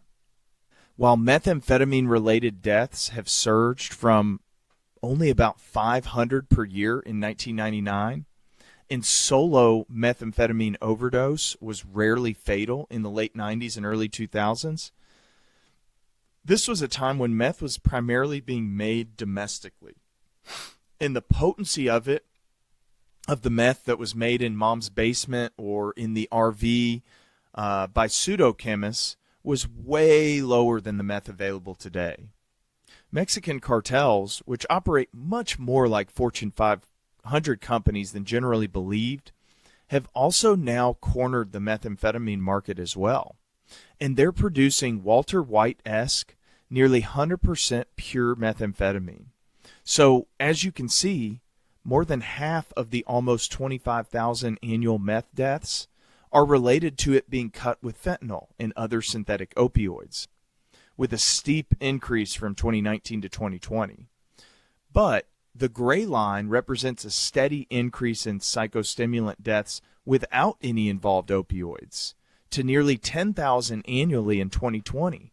And this is related to a gradually and progressively increasingly pure forms of meth, closing in on nearly 100% potency that users are ingesting, leading to deaths from neurologic and or cardiovascular complications, such as hypertensive crises, intracranial hemorrhages, seizures, strokes, hyperthermia, arrhythmias, and heart failure, not to mention likely deaths due to erratic behaviors and violence. For example, I've seen patients come into the ER that have all kinds of paranoia that they're being actively followed by drug dealers, police, or others persecuting them. I even had a patient come in with behavior as strange as trying to have sex with a light pole in between the two sides of a major roadway. Interesting. As a father of young children, this is terrifying to me. What you see on the top graphic are two 2-milligram Xanax pills. What you see on the bottom are two 30-milligram oxycodone pills, the generic alternative to Oxycontin, and when combined with Tylenol, called Percocet. These are made with pill presses and pill molds. And through the internet or from a street dealer, most users think they're getting a legitimate prescription drug, which again is not necessarily safe, but is a hell of a lot safer than fentanyl. What they're actually getting is likely fentanyl combined with a little bit of Xanax or a little bit of oxycodone, or could be marketed as Adderall, and they put a little bit of amphetamine or stimulant in there, along with a bunch of filler meds or substances like Tylenol or baby laxatives, or even something like xylazine, which doing this or having these contaminated pills magnifies the risk of overdose for multiple reasons, including the dangerous benzo-opioid combo, as well as users potentially being totally naive to the effects of fentanyl, and even 1 or 2 milligrams being enough to make them stop breathing for good. The CDC reported that deaths with evidence of counterfeit pill use more than doubled from 2% in 2019 to almost 5% at the end of 2021, and more than tripled from 5 to 15% in Western jurisdictions. Let's take a little closer look at how these pills are made. By the way, on the top, the Xanax pill on the left is a counterfeit pill, and the one on the right is a legitimate and regulated pharmaceutical pill. Now, these are pill presses available to buy with a simple internet search. Dealers use them to combine fentanyl with other drugs to increase their potency due to the low cost and high return by using the fentanyl. As you can see in the Customs Clearance Easily tab on this website, tabletpresspillpress.com, from 2019, they are marketing to buyers how to evade customs, stating, if our customers have a good capacity for customs clearance, we would send the whole machine at once. If not, don't worry, we'll detach it into 3 parts and deliver separately and be able to pass customs easily. And they tout all the countries they've sent pill presses to, boasting that rich experience makes us more reliable. Oh, you're really doing a fucking great service, pill pressers. These pill presses are then paired with specific pill molds. On the top right, you can see someone using a pill mold for a Xanax 2 milligram next to an oxycodone or Percocet 30 milligram pill mold in the middle. This makes the dealer's pills look nearly identical to the real thing, but with added fentanyl and non-psychoactive fillers like starch or atropine and others previously mentioned that cut cost and or prolong or increase the effects of the pressed pill. For those using illicitly bought or dark web bought pills, from working in multiple addiction facilities and trying to be curious and asking patients about their use and getting their perspectives, because they are more expert in a lot of ways than I will ever be, many of them report that the counterfeit pills tend to crumble more readily than the real pills. This is potentially life-saving information to dispense to anyone you know that uses or ever has used a fake pill. It's not just benzos and opioids. It's not just Xanax and oxycodone. We've seen a massive increase in illicitly produced counterfeit Adderall as well, which tends to, if somebody's lucky, be methamphetamine, or, like the others, can have fentanyl and lead to death with one administration. You see multiple media reports about deaths on college campuses likely or related to fake pressed Adderall. And somebody who's trying to seek out a stimulant either to theoretically to try to study for their finals or to try to stay up, whether that be to party or the point being that they're not seeking that out trying to get high on a depressant. So in 2023, the DEA, and this is 2 years after those 2021 numbers, the DEA sees more than 80 million fentanyl-laced fake pills and nearly 12,000 pounds of fentanyl powder. DEA lab analyses revealed that 2 out of every 5 fake pills with fentanyl contained a potentially lethal dose. And, as you can see above, the penalties for buying and importing pill presses are way behind the times. Though I did see in May of this year that Dr. Bill Cassidy, an MD and a Louisiana Republican senator, as well as Maggie Hassan, a New Hampshire Democratic senator, have introduced a bipartisan and very important modification to the Controlled Substances Act that would worsen penalties on those caught with pill presses and or pill molds, especially in conjunction with illicit substances, for up to a 20-year sentence. Now, let's pray to the gods that corporate entities don't find a way that this modification to the Controlled Substances Act, that I would guess more than 95% of Americans would agree with doing, would reduce their profit margins and somehow try to stifle us making progress on the legal side in this fight against addiction. The reality is that there are very, very few, if any, other theoretical uses for owning a pill press. Now, a separate but related problem involves what are called designer drugs, or street chemists produced analogs of various benzodiazepines or benzos, or what are called synthetic cathinones, more commonly referred to as bath salts, with one of the more well-known synthetic cathinones and media-reported cathinones being a drug called Flocka that can produce manic-like behavior, elevated heart rate or tachycardia, and psychosis. And I actually remember a media report about a not-so-well-known, I think, Florida rapper becoming intoxicated on Flocka, assaulting his girlfriend, and then proceeding to try to eat her face or something crazy like that. Another way to skirt the legal system in terms of possessing or making a designer drug is to make something that is not illegal. To give a little bit of background, the FDA has to give permission to pharmaceutical companies and FDA approval of prescription medications and treatments for use for the American public. But that same system does not exist for supplements or non-prescription substances, which can only be banned by the FDA after they cause problems.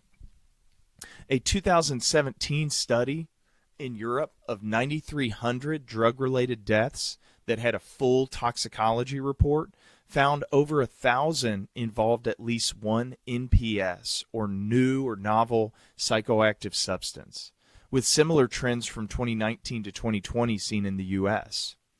These problems have only gotten worse with time.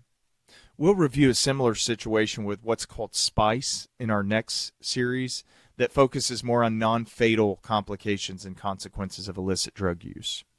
So, the third wave of the epidemic is typically considered to be the fentanyl contamination wave. But again, some consider COVID to represent a fourth wave, with, as mentioned previously, another massive uptick in the number of different illicit substances produced and cut with fentanyl, or other novel psychoactive, technically licit substances, with a current drug scene that reminds me of a line from the movie Forrest Gump. Life, or the illicit drug scene in America today, is like a box of chocolates. You just never know what you're going to get. Life was like a box of chocolates. You never know what you're going to get. So with COVID, we saw a nearly 40% increase in overdose deaths alone during a 2-year period from 2019 to 2021, in what was already the worst drug epidemic in human history.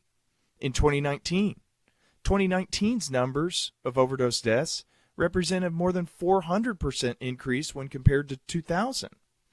And I've got to reemphasize, this is a period of time where intuitively you would have expected the numbers to drop due to isolation, stay-at-home mandates. What we saw instead was a worsening of the substance use problems, evidenced by emergency department numbers from early in the pandemic from this JAMA Psychiatry article. Here, you can see the total number of mental health-related U.S. emergency department or ER visits, aka the gray vertical bars in the graph, including mental health conditions or MHCs, suicide attempts or SAs, overdoses, and violence outcomes, which at the start of the pandemic in April of 2020 dropped precipitously with 7 to 9 million psych-related ER visits in the first 3 months of 2020, then a huge drop to less than 5 million in April of 2020, and remaining lower than the prior year through September of 2020. But despite a 38% drop in overall mental health-related visits in the first month of the pandemic, we actually saw more people seeking help for drug overdoses in May through September of 2020 than we did during the same period in 2019. From March to May of 2020, we saw nearly double the number of drug overdose-related ER visits. We also saw more intimate partner violence, suicide attempts, and suspected child and adolescent neglect. Hell, it's almost like shutting down the country had some serious unintended consequences on those struggling with their mental health. In Kentucky, despite a significant decrease in total ER visits from March to September, comparing 2019 to 2020, we actually saw the rates of overdose-related ER visits out of total ER visits nearly triple in the first 2 months of the pandemic, and remained nearly double their 2019 rates through September for heroin and opioids, with an even more alarming increase in stimulant overdose-related visits. So, in summary, for this week, we've reviewed the scope of the overdose fatality problem and the likely underrepresented number of deaths related to all complications of illicit drug use. Then we trace the evolution of the U.S. drug epidemic from the increase in prescription opiates, the first wave, to the emergence of black tar heroin and a large increase in IV drug use, to the third and or fourth waves, representing fentanyl contaminating the drug supply, and then an even bigger surge in deaths and contamination, along with the creation of novel psychoactive substances that are becoming increasingly difficult for the legal system to regulate and increasingly difficult for providers to manage medically and predict their psychiatric and medical consequences, all emerge. Next, we'll review a plethora of other complications. You thought we were finished with the complications, but we're not. To really try to emphasize the millions upon millions of people suffering from severe but mostly non-fatal complications related to their drug use. So just to quickly bring this slide back to the forefront of your mind, it is not just overdose deaths we're trying to avoid.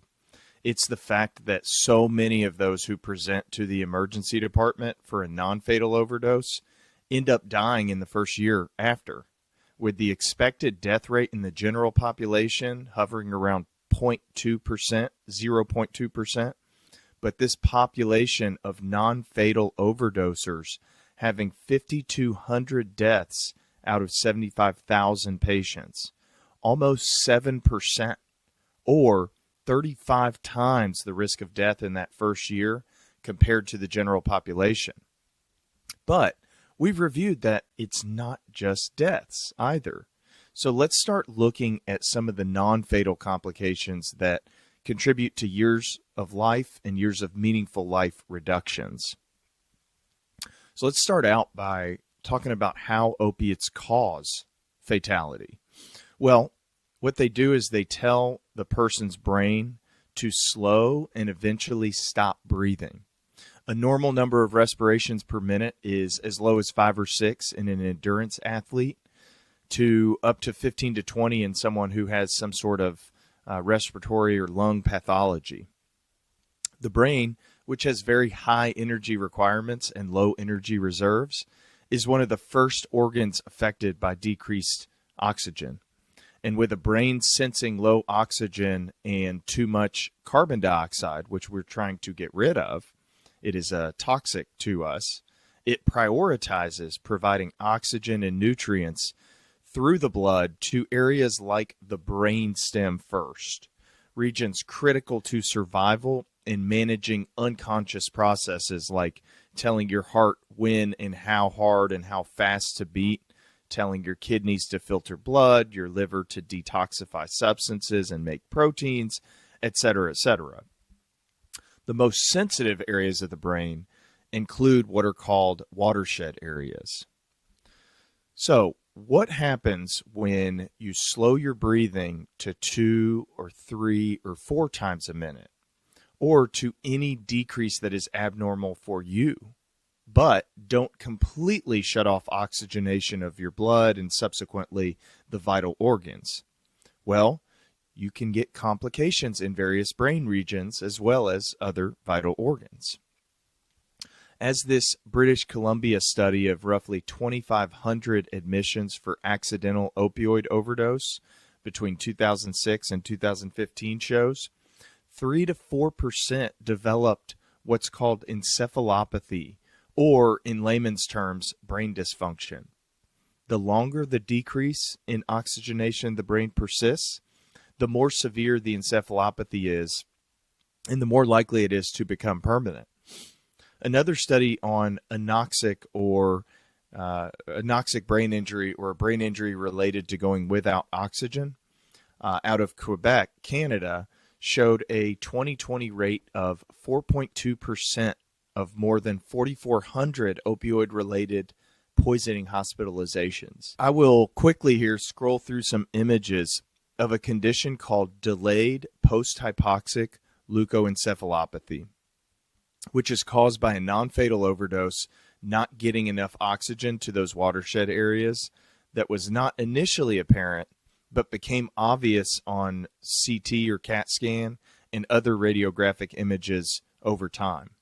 This was in a 51-year-old female with chronic pain who was on a fentanyl patch and was found comatose in her home, resuscitated and intubated on site, and then transferred to the hospital.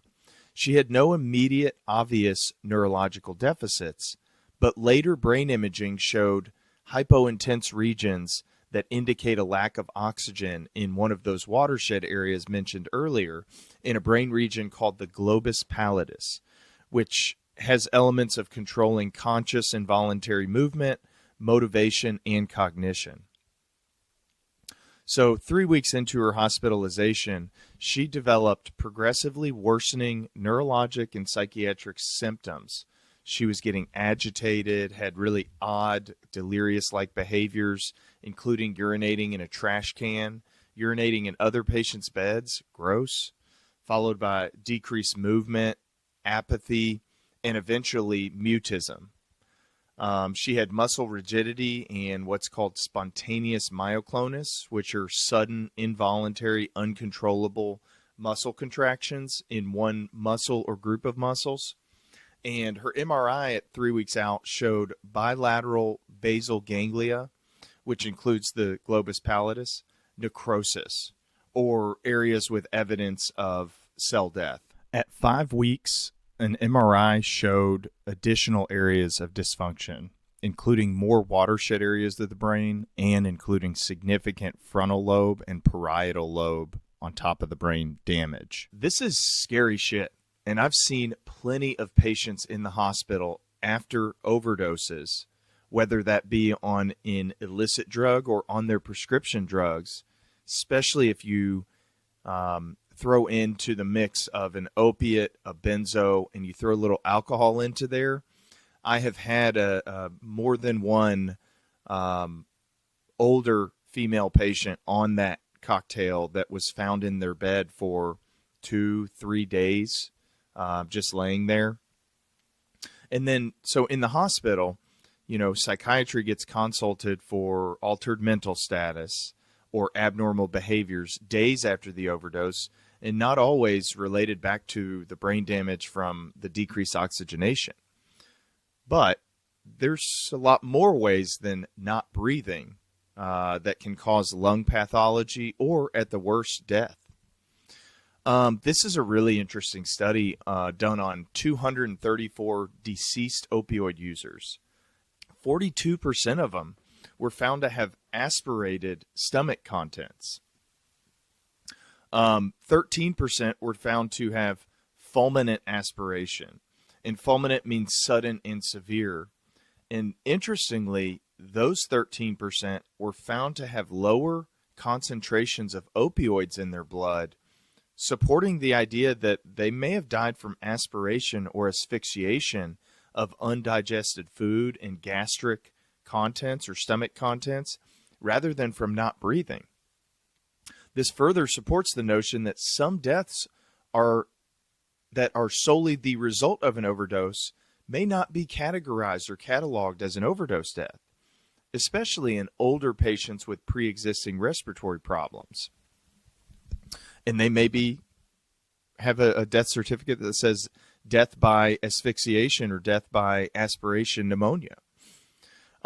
Tuberculosis is another lung condition that is much more prominent in substance use settings, with a 26-time increased risk of contracting tuberculosis with IV drug use, which is even more of a risk factor than the severely immune-compromising HIV infection. And tuberculosis isn't something that will necessarily kill a person immediately, but it will lead to potential death in the relatively short time frame, as well as severe potential complications in the long term. This shows you several ways that the kidneys can be adversely affected by an overdose. To put it in simple terms, if your brain is trying to decide where to send a limited supply of oxygen and nutrients, it's going to send it to your brain before it does your kidneys. It's going to sacrifice other organs like the spleen, the liver, less vital organs, to the preference of giving oxygen to the brain, the heart, and the lungs. The risk of end-stage renal disease, aka kidney failure, in illicit drug use is almost 20 times higher, whether that is from decreased oxygenation, from less available oxygen due to not breathing deeply enough with an opiate overdose, or from potent constriction of the renal arteries that supply the kidneys, from stimulants like methamphetamine, or from severe muscle breakdown from methamphetamine or cocaine, which is also called rhabdomyolysis, with cocaine being implicated in a quarter of patients who present with rhabdomyolysis or muscle breakdown that overwhelms the kidneys, leading to what's called an AKI, or an acute kidney injury. So opiate addictions don't just negatively and directly affect the person using the opiates. These can also have serious adverse effects on newborns, causing what's called neonatal abstinence syndrome. According to the DHHS Agency for Healthcare Research and Quality, in 2008, the rate of neonatal abstinence syndrome was less than 3 out of 1,000 live births, but this more than doubled to 7 out of 1,000 as of 2016, and does not include other complications like spontaneous abortions related to drug intoxication or withdrawal, or other newborn complications that can arise from primary or secondary effects of drug use or withdrawal.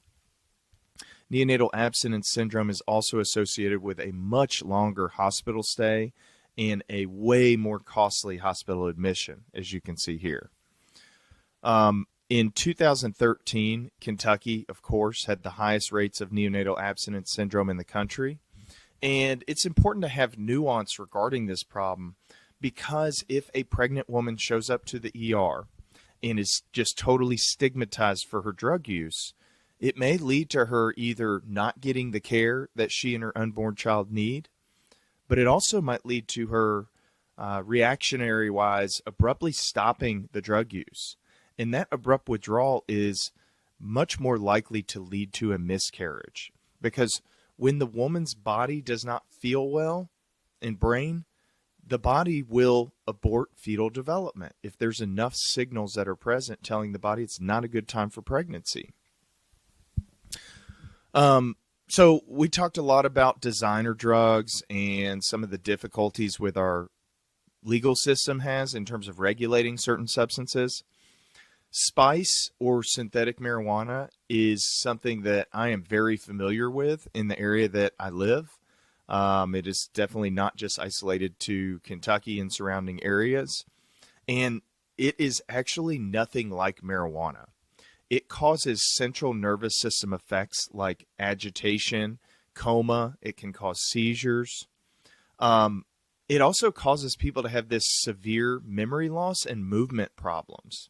And I had a former colleague once told me that unlike regular marijuana, which partially blocks receptors that are critical to memory formation, leading to impaired memory with marijuana use, spice completely blocks that ability, which is evidenced by multiple anecdotal experiences that I've had with patients in the ER who can't even remember their names while they're intoxicated. They come in, they are Jane or John Does, and they look frightened. They cannot participate in any sort of interview. And sometimes they also will have these very strange difficulties with movement, almost like they get stuck in these particular positions for prolonged periods of time.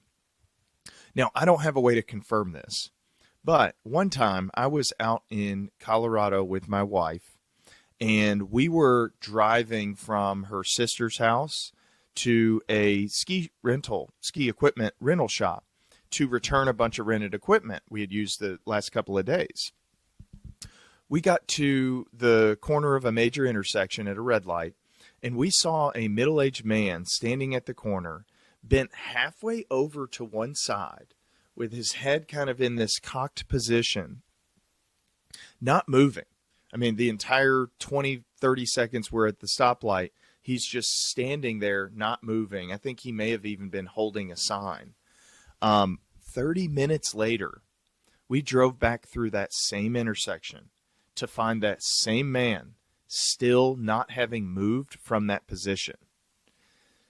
That's some scary stuff. I mean, being in that position for that long certainly is going to make you not feel good the next day when you wake up. But it's scary additionally because you got to remember this stuff is legally sold in head shops, in gas stations, in convenience stores. What scares me the most are teenagers considering it to be comparable to regular marijuana, because that's what it's called, synthetic marijuana, and using it out of curiosity or trying to evade drug tests, which doesn't just isolate to teenagers. That could be other populations as well. And people thinking that they're going to get a similar effect to actual marijuana, which, by the way, is not all that natural anymore. But that's another topic for another day. People are dying from this stuff. Or worse, they're losing their minds completely. So why don't we illegalize it? Well, unfortunately, the FDA cannot proactively ban substances prior to them hitting the market. After the fact, once problems are recognized at a large enough scale, the FDA will ban it, but they can only ban one chemical formulation at a time. What you see above is the evolution of what's considered spice over time, with makers constantly altering its chemical structure to stay ahead of Johnny Law, and users constantly getting something new and potentially more dangerous with each new formulation. We saw this play out in April of 2018 in Illinois, where there were 80 confirmed cases of serious internal bleeding and 63 patients that reported spice use. And this was in a short period of time in Illinois. Well, it turns out the spice was cut with brodifacoum. I think that's how you say it. Which, if you've ever had a rat problem, is the main component in rat poison. And again, if you've ever had a rat problem, what happens is you give them this rat poison, and unfortunately, the rats start to bleed out internally until eventually they will even implode from the inside. So not my favorite way to take care of the rat, because then they end up dying in your house, and then they end up anyway. The rats rot. It's nasty. But when rats or humans ingest brodifacoum, it blocks vitamin K, which allows us to initiate the cascade of clotting our blood and is totally integral to stop internal bleeding or external bleeding. Of the overall 153 cases of this brodifacoum being in spice and causing internal bleeds, there were 4 deaths linked to this supply. Actually, when I showed this information to a colleague of mine, he told me he had seen a patient in his first 2 months of residency back in August of 2018 who had an internal bleed after exposure to spice. Now, I've also seen some people have persistent psychotic symptoms for weeks to months, or even seemingly permanently after exposure, though it's unclear whether or not those people had undiagnosed or kind of a genetic predisposition to a more severe condition like schizophrenia. Here's what one of those bleeds looks like on imaging.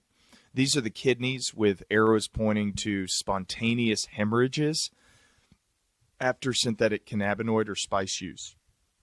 This is a 39-year-old presenting with blood in their urine, abdominal pain, and low blood pressure because of blood loss. A more potentially fatal, or at least life-altering medical problem coming from illicit drug use is atrial fibrillation. AFib is a heart condition where the heart's conduction cascade starts responding to abnormal impulses and beats irregularly, with the atria, or the top chambers of the heart, not effectively communicating or syncing with the ventricles, or the lower chambers. And data from California, San Francisco from 2021 compared 24 million adult inpatient hospitalizations and emergency department visits from over a decade, from 2005 to 15, identifying 100,000 meth use disorders, 50,000 cocaine use disorders, and 10,000 opiate use disorders cases, and identified that there was an 86% higher risk of AFib in meth users, almost a 3/4 or 75% higher risk in opiate users, and 61% higher risk in cocaine users. Now, AFib is in no way the only cardiac complication of illicit drug use.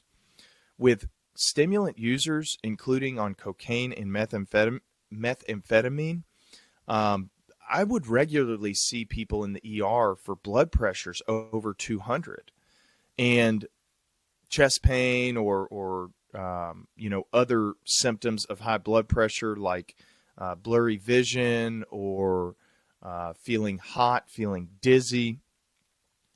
And this puts a lot of strain on the heart muscle, especially with chronic use.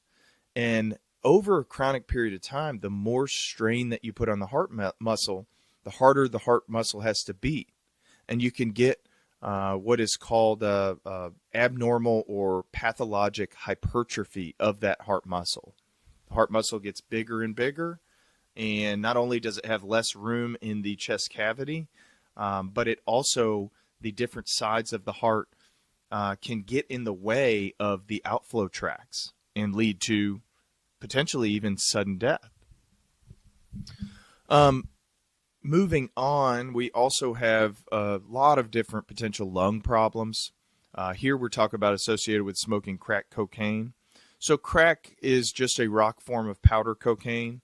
And I think at this point in history, it is pretty obvious and clear. I don't know that the U.S. government would admit it, but that the U.S. government helped to create much stiffer penalties for crack versus cocaine possession, based on minorities and especially black communities being more likely to use crack, the crack form of cocaine, with white users more likely to use powder cocaine. And despite the fact that they are the same substance, cut in a different way, penalties for crack cocaine were 10 times more severe. I would even venture to say that some of the cocaine intent to deal charges of powder cocaine were more severe than some of the charges for possessing crack cocaine. But that's all a topic for another episode. I just wanted to mention it here. Here, I just want to show you a few examples of some lung pathology from crack, which is typically smoked or injected. On the top left, you've got a 49-year-old man who couldn't breathe and became feverish after an IV cocaine binge. All of those white spots on this image are not supposed to be there, as air should appear dark and the lungs should be full of air. Anytime it's not dark, that means that there are things impeding that progression of air getting deep into the lungs. Just like in a tree, the oxygen and carbon dioxide exchange occurs at the very end branches on the leaves. The top right shows what's called a pneumomediastinum, and the bottom left shows a spontaneous pneumothorax. Both of those, in layman's terms, are where air is escaping the respiratory tree and going to places it isn't supposed to go, causing increased pressures in closed cavities and ultimately impairing those leaves of our respiratory tree to exchange carbon dioxide and oxygen. And then the bottom right shows pulmonary fibrosis, or chronic scarring of the lungs with long-term crack smoking history. This is in a 38-year-old female. Her lungs are shot. As you can see, the lung effects of illicit drug use are widespread, some being more acutely serious and others causing chronic breathing difficulties. How do you measure the harm associated with struggling to breathe? Something we do once every few seconds for our entire lives that then impacts that person in every minute of their life for the rest of their life potentially.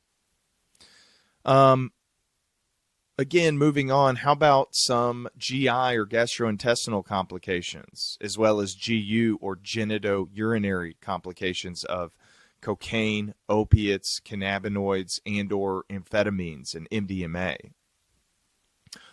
This is a 41-year-old's liver who came in with 2 days of worsening right-sided abdominal pain and elevated liver enzymes on blood work after a week-long binge on crack, heroin, and meth.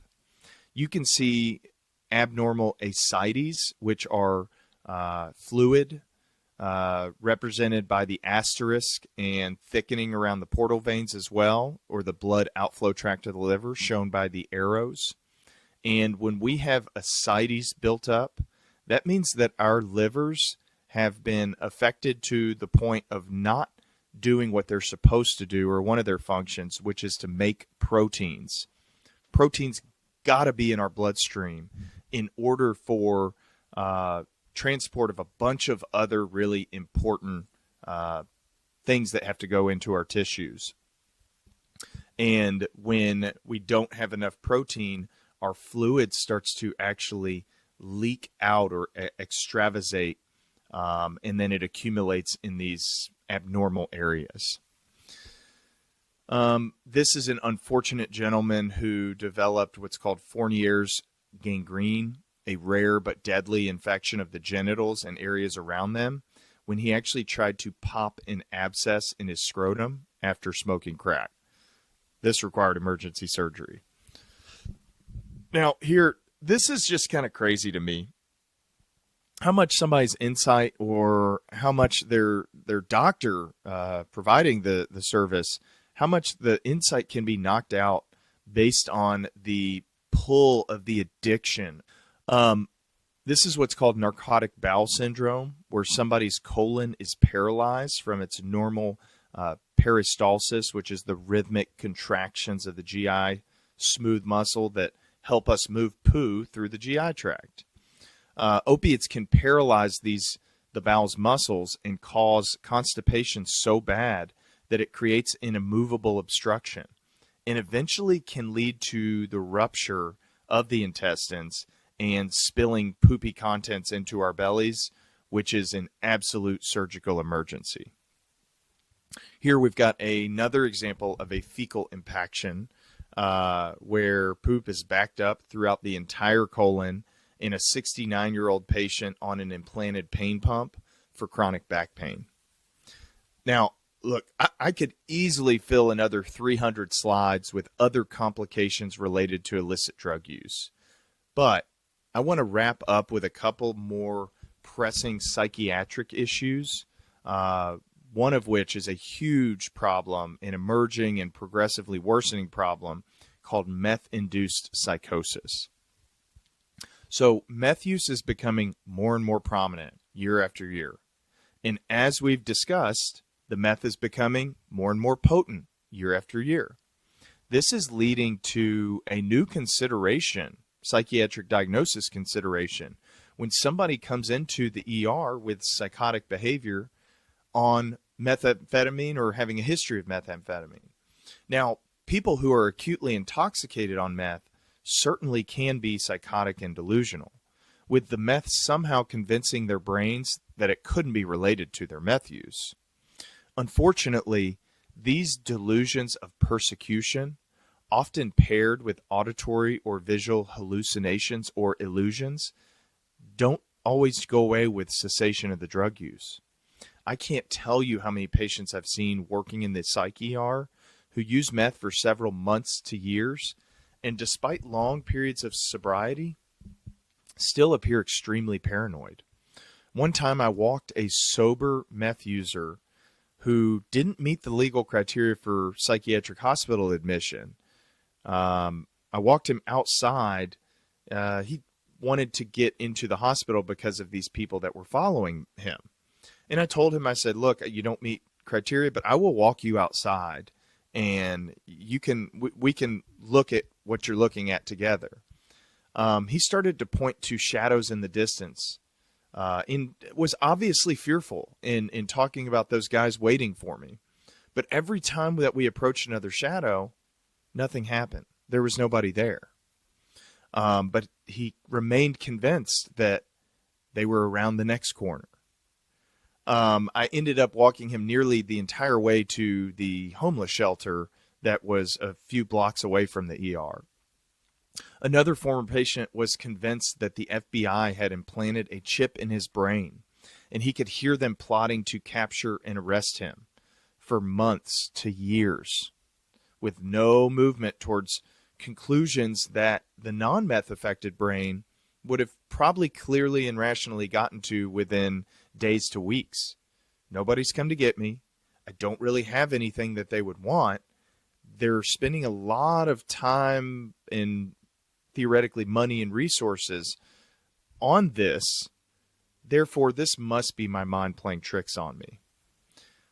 This study of 1,430 individuals with meth use disorder from 2018 revealed that about 30% continued to have psychotic symptoms up to 6 months following abstinence, and some meta-analyses report even higher prevalences of persistent symptoms, around 35-36%. It's such a bad problem that some of these patients eventually do get diagnosed with schizophrenia, which by nature in diagnostic criteria, it is not schizophrenia, which typically presents with negative symptoms or cognitive symptoms of impaired ability to think, impaired ability to socially interact. And this comes on over a couple of years as the human frontal lobe is maturing. So the time consistency it's not the exact same. I mean, you have some schizophrenics whose symptoms come on as early as 14 or 15, and others whose negative symptoms don't come on until age 19 or 20. But it's a typical progression from negative symptoms for a couple of years, and then as the auditory cortex is coming into maturity, typically schizophrenics start to have auditory hallucinations or other delusions that exist in the couple of years after. And we call these positive symptoms. A study out of Thailand where methamphetamine use is very prominent revealed that 10% of all psychiatric hospital admissions were due to meth-induced psychosis. And almost 40% were diagnosed with schizophrenia due to the psychosis being persistent at 5 years follow-up. It almost, to me, looks more like a delusional disorder, where there is psychosis, but it all revolves around the same delusion of being persecuted, being followed. But unlike a true schizophrenic, these people don't have as severe of negative symptoms. To me, I think that this makes this population more likely to act on their delusions and or hallucinations, as they still retain the ability to make a plan and execute that plan due to their frontal lobe not being as adversely affected as a true schizophrenic patient. Sexually transmitted infections are at an all-time high in the United States, associated with the rise in substance use disorders, including IV drug use, as well as much riskier sexual practices. And, things like gonorrhea, chlamydia, very easily treated. Herpes infection is chronic and cannot be gotten rid of, but also relatively easily treated and relatively easy to prevent outbreaks of that. The things that are scary are things like HIV, which can also be treated, but has very, very severe consequences if it progresses to AIDS, as well as syphilis. You know, syphilis is making a comeback, a infection that used to be a psychiatric problem because we didn't know it was related to an infection, but would progress over months to years to causing the person to have behavioral and psychotic changes. And eventually, when it was decided or figured out that it was related to these spirochetes or this certain type of infectious cause, well, it became easily treated, but it also became a neurological problem and went to the neurologist for figuring that out. I was taught in medical school that I would probably not really see syphilis very often.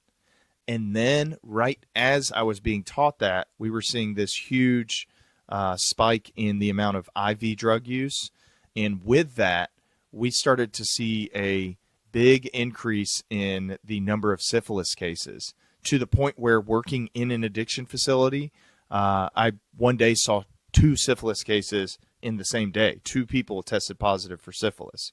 Again, easily treated, but it does not always get easily recognized, or the provider, if they are not aware of this trend, may not even ever test for it. It's not also all about just medical complications. There's so many other consequences, like people being incarcerated, not being able to be around their kids and their families and their communities, kids being taken away from their parents and growing up in foster care due to the parents struggling with substance use. Again, somebody commits a crime, somebody is violent towards other people, they should absolutely be incarcerated. But should we be incarcerating and tearing apart these families for all of these folks who are struggling in the throes of addiction? I mean, I certainly agree that people should have their kids taken away in some situations, but I think we've got to really emphasize the treatment side of things much more than we have in the past, and stop just demonizing people for being bad parents because they're addicted to drugs. Let's help people and help them be able to raise their kids, which is most of the time the most suitable environment for that kid. Oh, of course, Kentucky has some of the highest incarceration rates in the country. Here you also see a nearly 10% drop in workforce participation over 15 years. Decreased work leads to decreased contribution to society, leads to decreased fulfillment with life, or feeling like what you're doing with your limited time on this planet is lacking an inherent meaning or importance. And again, I think all of these contribute to the risk of depression and suicide. We talked about the risk of suicide previously, but what about all the immeasurable impacts of different degrees of depression and hopelessness?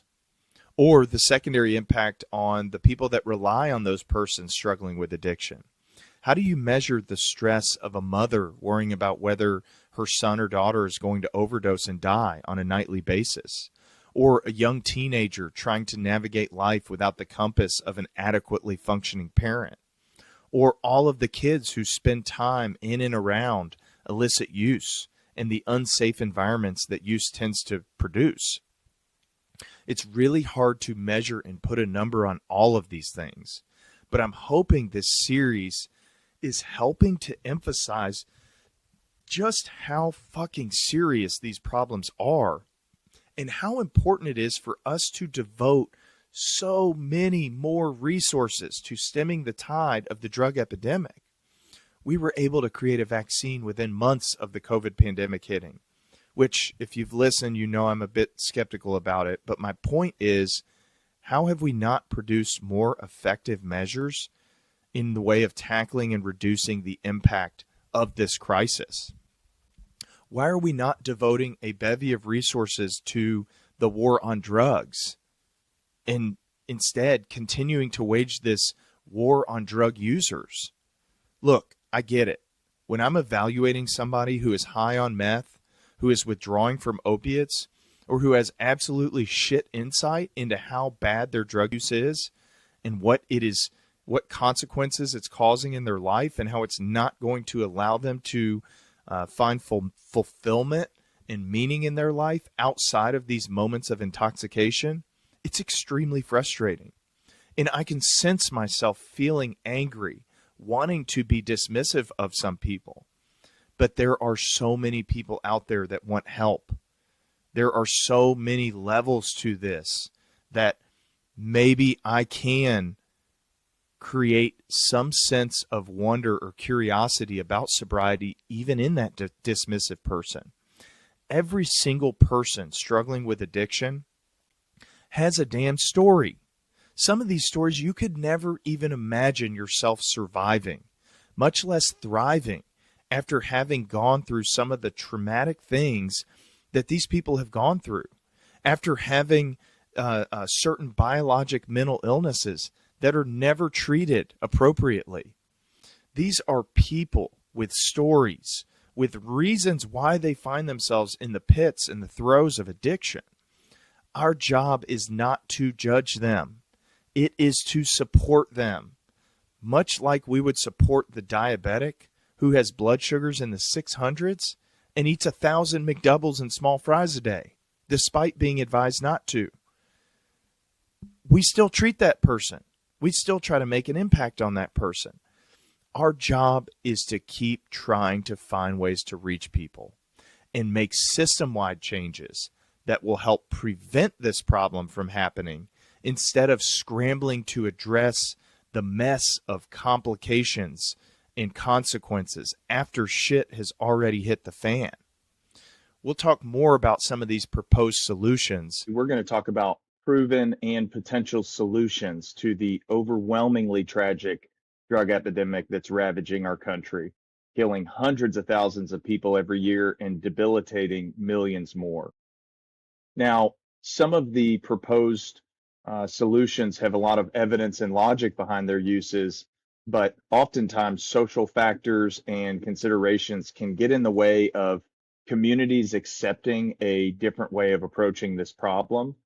Oftentimes there is a huge stigma that other people or other families struggle with addiction. And sometimes it takes a direct experience with a loved one dying or becoming functionally impaired as a result of their addiction to destigmatize it. People who struggle with addiction ultimately can be viewed as lesser than, limiting the number and availability of some of the resources that we'll discuss in today's episode. The reality is that we're all addicted to something, whether it be an illicit drug or substance like meth, heroin, pain pills that runs the risk of dying with each use, or a licit substance like nicotine or alcohol or benzodiazepines, in some states marijuana, prescription medication. Some people are addicted to their phones and diverting attention away from their internal experience. Some people are addicted to power or sex or money or greed. These are all things that ultimately make us feel better in the moment or in the short term, but limit our ability to move towards the things that are ultimately meaningful or important or valued to us in the long term. All that to say, we're way more alike to each other than we are different. To speak to that fact is the data showing that nicotine and alcohol kill way more people on an annual basis than the other drugs we've discussed, though most of these are chronic deaths from accumulated medical comorbidities and are not associated with as many years of life loss. The other drugs in brighter red colors are drugs that can kill instantly via overdose and have been the focus of this series.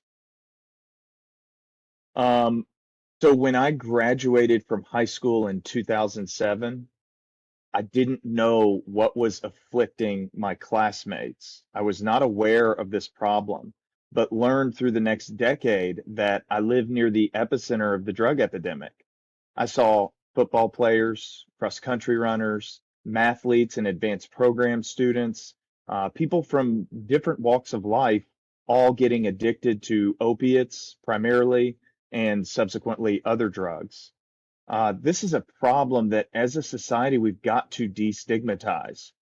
Naturally, more people being affected should lead to more empathy and sympathy for those afflicted, but hopefully it doesn't take a majority of our nation to suffer the fallout to have compassion for this population.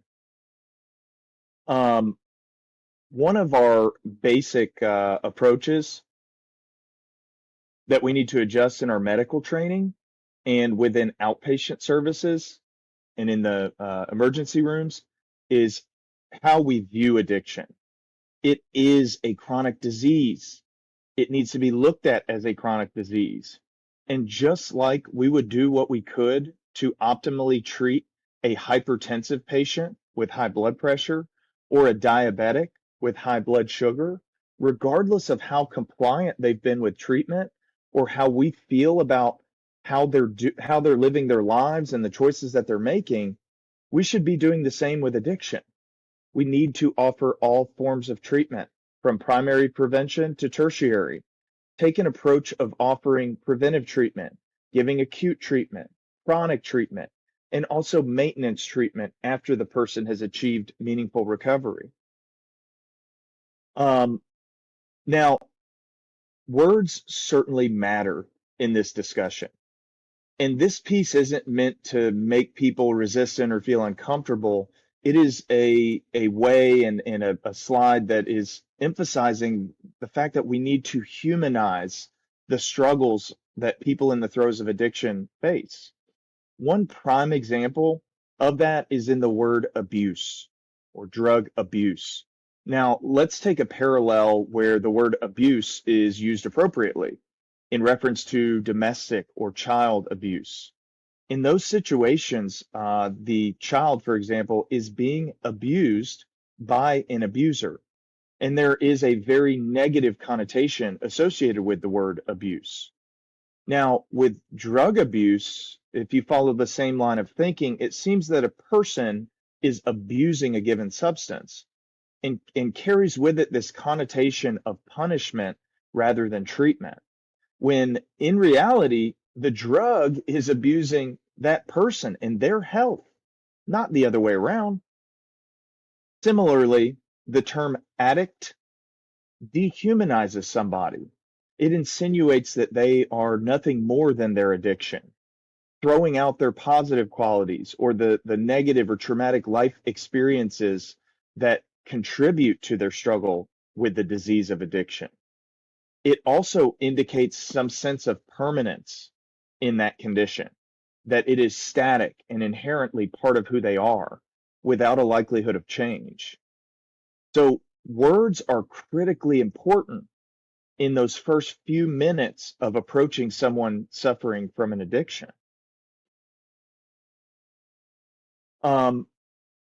So look, it's hard to get ourselves, much less others, to change their behaviors. There certainly must be internal motivation on the patient's part and a willingness to experience some discomfort along the way. But we cannot just focus on the individual approach. Our approach to addiction must address all aspects of social, psychological, and biological function. We need to understand the system that promotes addiction and work on every aspect, from the individual's perspective and what they feel to the interpersonal impact and how their addiction affects those people related to and in regular contact with that individual, positively or negatively. We need to address the community changes and concessions that must be made to reduce the taboo surrounding addiction and build these individuals back up, as well as revamp our societal approaches to addiction, incentivizing insurance companies to provide more coverage, promoting educational and prevention programs, and maybe most importantly, change our policies of law enforcement, demonizing drug use. The most relevant and harmful societal approach, in my opinion, was the quote unquote war on drugs, which really represented a war on drug users. incarcerating and punishing those affected through the 1970s, 80s, 90s, and this still persists today. We've got to help people reestablish their basic social and psychological needs, not just rely on medical or biologic treatment to help them improve. It simply will not sustain them in their recovery in terms of the masses.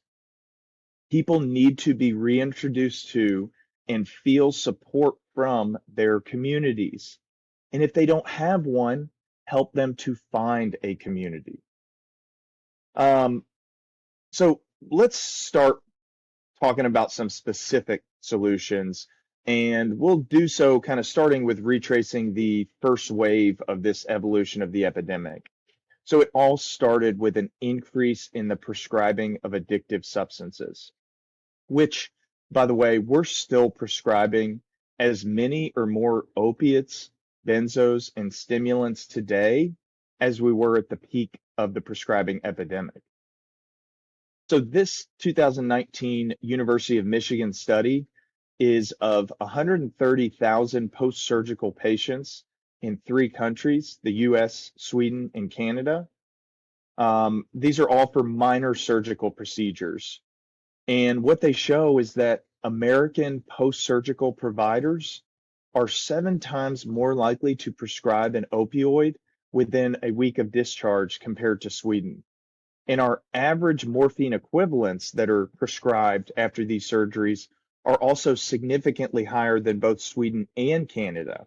And as you can see, Canada also is falling into the same trap that the United States has in terms of really over-relying on medication and not considering that long-term risk, more so just considering the short-term reduction of pain and symptoms, and likely getting a little bit better patient satisfaction score because of that short-term reduction, or short-term helping the person get away from that uncomfortable feeling. But again, at the expense of long-term recovery and stability.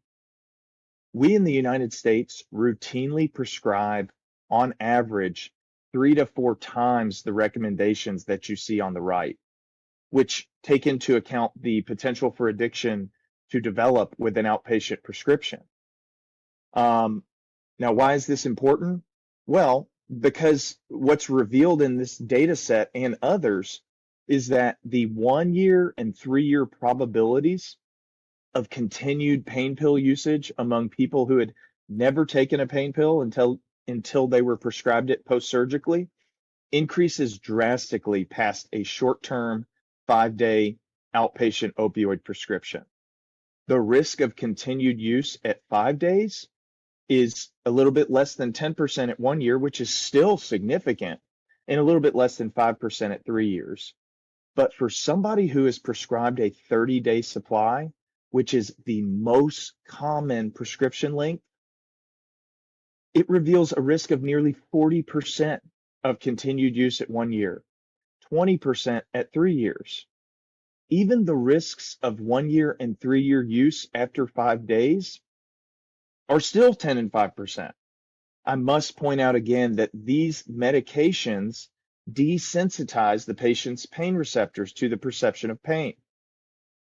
When they wear off, it's like having the numbing medicine at the dentist wear off, a gradual increase in the perception of pain until that opiate is completely out of the system.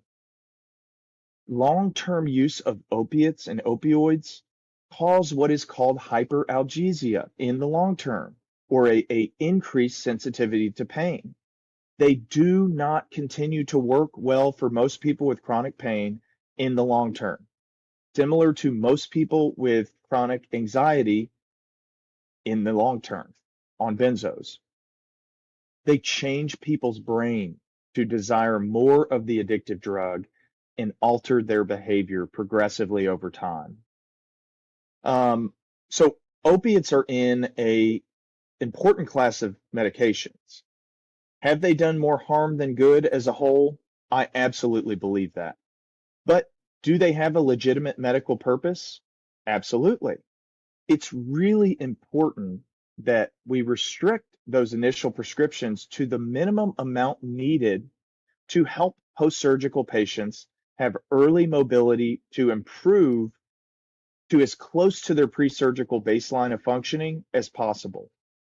These are some very straightforward examples of ways to talk to patients about these risks and minimize their risk of cultivating a lifelong addiction after having a minor surgical procedure like a knee replacement or a breast augmentation. So education is paramount for prevention and to set the next generation straight in terms of knowing all of the associated risks and the lack of long-term benefits of these substances. But right now, we also have millions of people who are beyond the prevention stage that need help now. They've moved beyond just prescription pain or anxiety pills to using illicit substances. And after the emergence of the second wave of the epidemic involving heroin, a lot of people started using drugs intravenously. Now, what's the definition of insanity? Well, it's doing the same thing over and over again and expecting different results.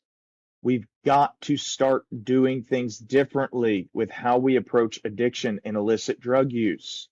Demonizing and incarcerating this population or shaming them into changing or offering an abstinence only form of treatment. These are clearly not working. So maybe we should try something different. Maybe we should shift our focus to reducing harm, meeting users where they're at, and clearly showing compassion to this population. First and foremost, we can't help people if they're dead. So continuing to increase access to Narcan or naloxone, an opioid antagonist that prevents opioids like OxyContin and fentanyl from binding to the opiate receptors and causing the downstream effects like slowing and stopping breathing, leading to death by hypoxia or not breathing, is vitally important. Narcan can be administered intranasally by inserting it deep into somebody who is overdosed nostril and pushing the lever to hopefully reverse the overdose. Sometimes, due to how powerful and potent fentanyl's effects are, you may need multiple administrations. The actual dose in each Narcan has increased drastically in the last several years due to the increased potency of opiates in our environment. Because Narcan kicks fentanyl off the opiate receptors, don't be surprised if the overdose person comes back to consciousness and is irritable or angry. The last thing they remember is being high and euphoric. They didn't consciously experience the slowing or even stopping of their breathing. Next thing you know, you're waking them up and they're thrown immediately into opioid withdrawal. These reversal agents that don't produce any sort of euphoric effects need to be much more widely available in gas stations, convenience stores, obviously in pharmacies and health centers, et cetera, at an extremely cheap, if not free cost. I always tell my patients who don't struggle with addiction, pick up a 2-pack of Narcan because it would be a shame to have the chance to save somebody's life but not have the reversal agent on hand. So before we get to some a little bit more polarizing issues, let's discuss another one that's pretty uniformly agreed upon as a protective measure in treating addictions and so important with the amount of contamination in our drug supply. That's the use of FTSs or fentanyl test strips. So these are straightforward, right? People who are using any substance because of the amount of contamination in every illicit drug can use this to decipher beforehand if there's any fentanyl in it, which is the main cause of people dying in overdoses. So there was a study of 93 young persons who inject drugs that were given fentanyl test strips in Rhode Island. They had 81 that returned for follow-up. And of those 81, 62 had used at least one fentanyl test strip, with half of them finding fentanyl in their drug supply at least once. Of all 81 participants that used fentanyl test strips, 79 out of 81, or 98% of them, reported confidence in their ability to use them, and 77 or 95% wanted to use them in the future.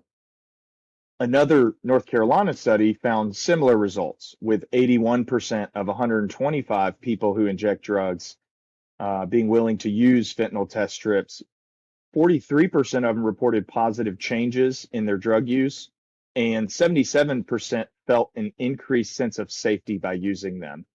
Now, if you are using drugs intravenously, and in one scenario, you're chased down, arrested, and taken to jail for using a drug where you may go into full drug withdrawal, even when you're not harming anybody but yourself, versus the second scenario where a nice person goes out of their way to help you reduce risks associated with drug use. They show compassion instead of judgment and being derogatory and dehumanizing. Which one do you think is more likely to lead to your recovery? Look, I'm not saying that everybody struggling with addiction can be helped, but I think it is my job, it is our job to try to help everybody. But this is just such a common sense and simple way of reducing harm in this population. All right, now let's stir up some controversy and talk about a couple other harm reduction measures: needle exchange programs and overdose protection centers, also known as supervised injection sites or facilities.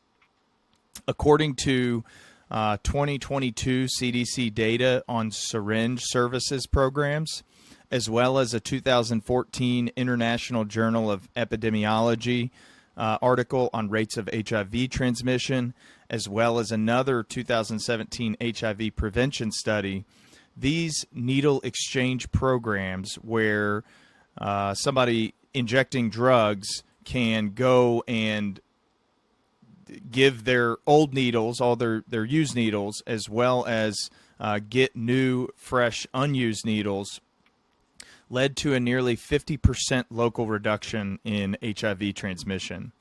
We'll look at Portugal's situation in a little bit, a country that has legalized and regulated, decriminalized all drugs, and how that has impacted a huge reduction in Portugal's HIV transmission. But not only does this create a clear and logical way to reduce the transmission of infectious viruses like HIV and hepatitis C, it also brings users in contact with healthcare workers and public health workers on a regular basis. They can hand out education on how to further reduce harm. They can provide access to adequate medical care. They can give condoms, other forms of STD and pregnancy prevention out. They can, recommend, again, medical assessments when needed. But every time that somebody interacts with these systems or programs, it's another chance for them to be convinced to seek out more intensive treatment for their addiction. Now, this harm reduction strategy, supervised injection sites, overdose prevention centers, probably sounds a little bit better. It really gets people up in arms, but it has evidence of being more effective in the long-term reduction of harm and overall illicit drug use.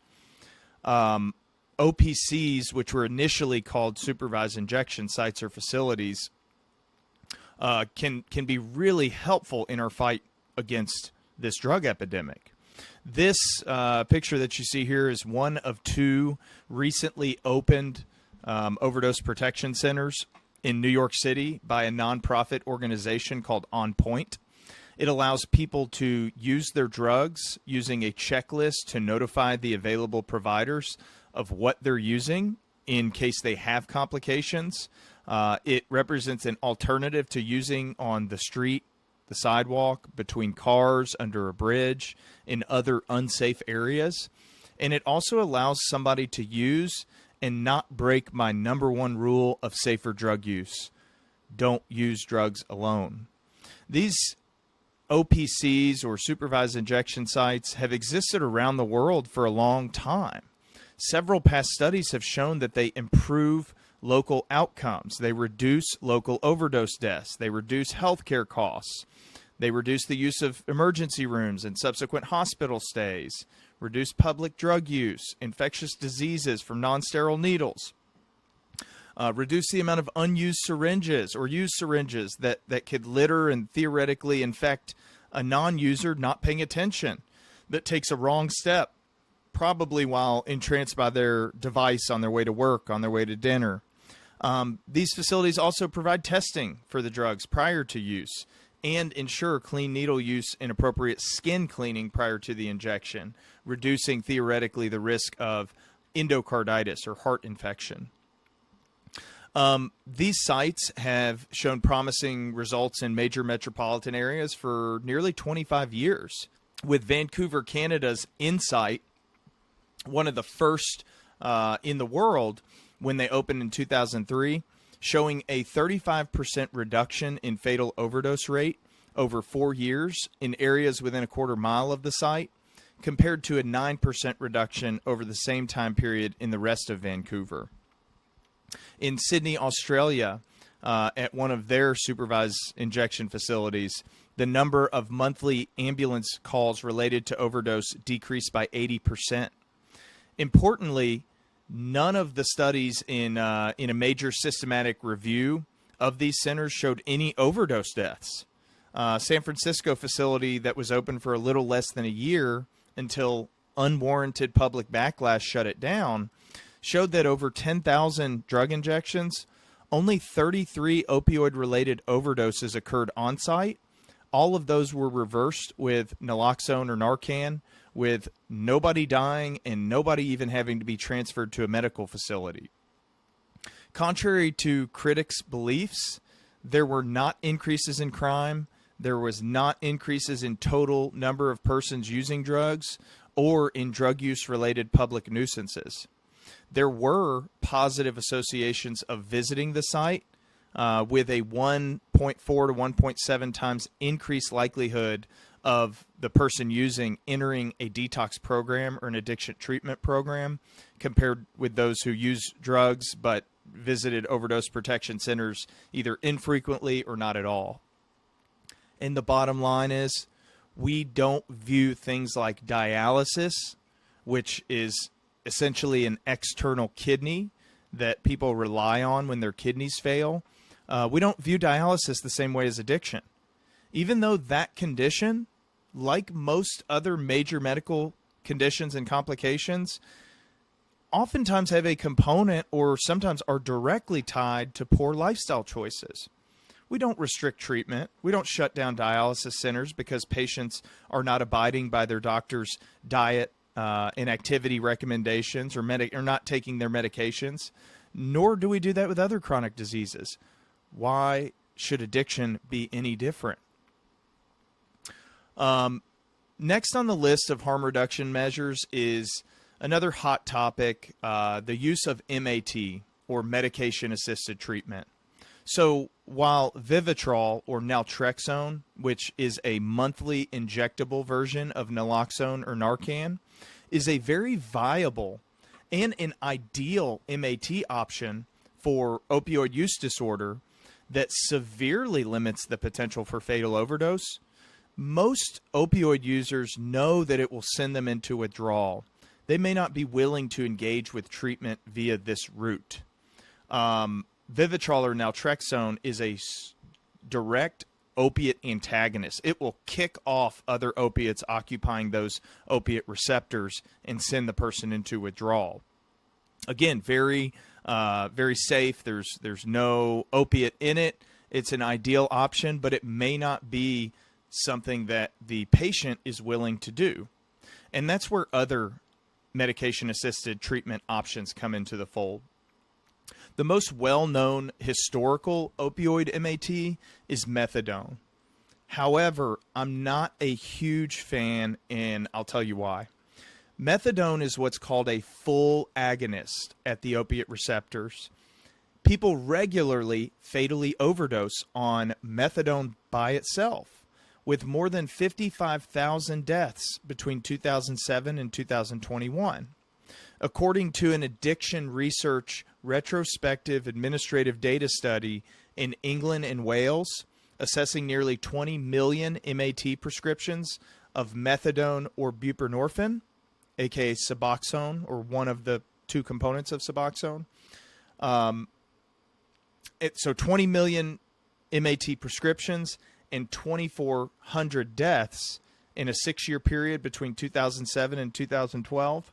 There were 2,366 methadone-related deaths and only 52 buprenorphine-related deaths. Now, there was a lot more people on methadone than buprenorphine, but still the relative risk of death on those medications was 6 times higher with methadone than it was with buprenorphine. Methadone may be more effective at keeping patients in treatment, potentially because buprenorphine has what's called a ceiling effect, which we'll discuss in a second.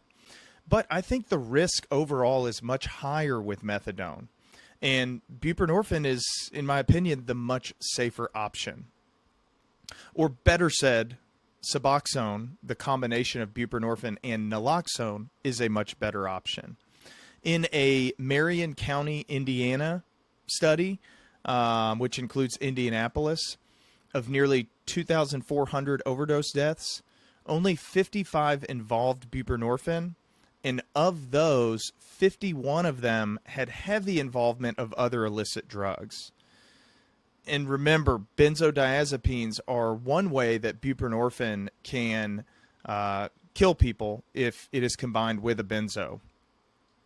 The 4 other deaths were attributed to buprenorphine and liver failure or diabetic ketoacidosis. Benzos were present in 24 of the 55 buprenorphine-related deaths and fentanyl in 51% of them. And this is the reason why Suboxone is safer. Buprenorphine is a unique opiate because it's what's called a partial agonist at the opiate receptors. What that means is it limits its ability to cause respiratory depression.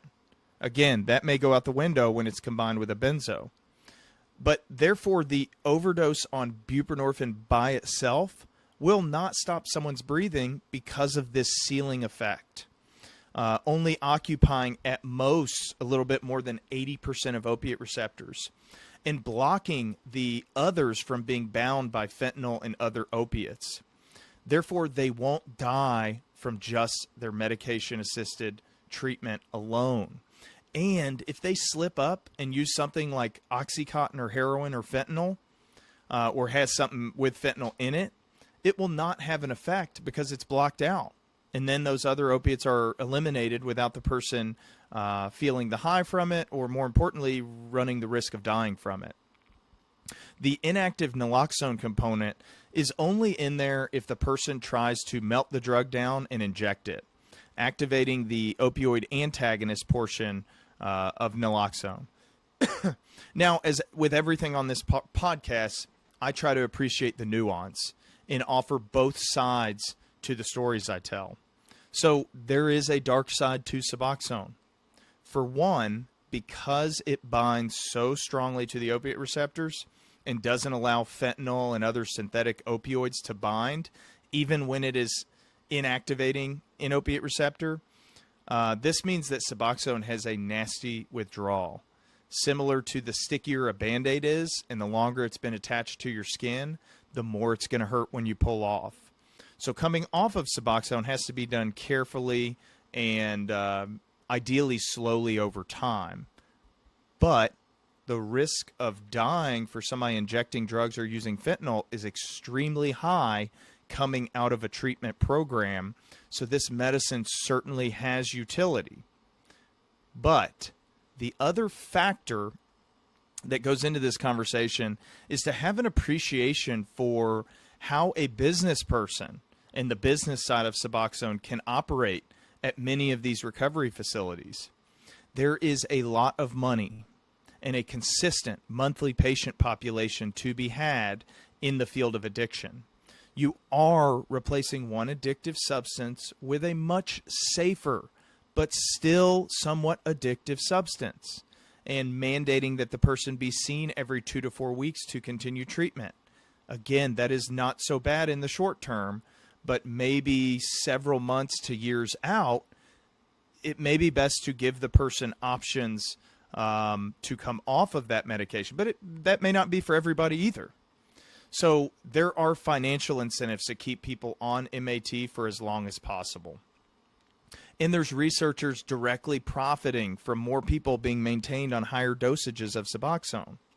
This graph shows why I have some skepticism about the routine recommendations and medication regimens that I've seen, keeping patients on 16 and sometimes even 24 milligrams of buprenorphine. While this graph is not uniform to every opioid user, it provides a guideline for how much protection you get at each dose of Suboxone, and reveals that doses of 8 to 10 milligrams are pretty close to as protective against overdose as doses of 12 to 32 milligrams. Unfortunately, with Suboxone, that benefit maxes out around 12 to 16 milligrams of a total daily dose. But the side effects, most relevantly sedation and constipation, continue to increase as the dosage increases. So no more protection, but increased side effects. To me, the question is not Suboxone or no Suboxone. It is, how long should somebody be on Suboxone, again, if they're not willing to go the Vivitrol or the naltrexone route? The answer is nuanced. So the risk of death in those discontinuing their Suboxone within 3 months is reportedly pretty high, nearly 3 to 6 times the risk of those remaining on Suboxone, which makes sense based on how it works and the risk of fatal overdose without it. But there is not good and clear literature on longer-term risks and or how to best taper and maintain sobriety. It's very reasonable to keep somebody on Suboxone for 3 to 6 months, especially if they were previously injecting heroin or fentanyl directly into their bloodstream. And this measure can be very effective at reducing harm. Ideally, we would get more people to transition to the long-acting antagonist Vivitrol. But this is not highly desirable to patients who must go through the withdrawal process in order to take Vivitrol.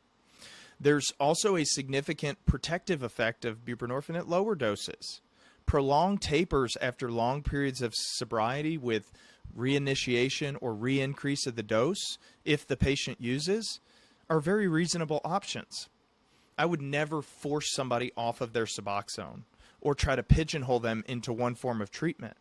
But the reality is that this is a $14+ billion market globally. And keeping people in supportive community and social programs without Suboxone is not nearly as lucrative. As with most things in American medicine, we've got to prioritize the patient's progress over the financial incentives of the company or companies that create and distribute these tools. And we've got to individualize our treatment to each specific patient, taking into account their goals of treatment. In summary, Suboxone is a novel and very safe MAT option that is important in preventing people from dying while in especially the initial throes of addiction and recovery. It's not a zero risk, but it is so much damn safer than methadone. And if people are diverting it to the street, which has been a thing that I've heard several times in the last decade about Suboxone, who cares? It blocks the effects of stronger opioids like fentanyl. It may be saving lives whether it's prescribed or not. And, by the way, people who use or inject drugs, the vast majority of them know what the effects of Suboxone are. based on illicit users' reports, they're typically trying to self-treat. And maybe they're not willing, and I don't blame them, to engage or intersect with the healthcare system for some of the reasons that I've mentioned before on this podcast and in the last couple of slides. They maybe fear the system will take advantage of their strife. People need to be given options. Suboxone is not without risks, and it's not without business persons, including the U.S. government having a stake in Suboxone, and providers with ulterior motives promoting routine visits to clinics that kind of start to look awfully similar to the OxyContin pill mills that started this mess in the first place. Patients who decide to start on Suboxone should be given options at every encounter. It should be a shared decision-making process, and like with most psychiatric drugs, there should be long-term taper options when they start feeling more comfortable in their addictions, and they should be counseled to not just abruptly stop taking Suboxone, go into severe withdrawal, and then much more likely at that stage to seek out an illicit opiate. So I had to put a couple of slides on this. This is one of my pet peeves in psychiatry and especially in addiction treatment.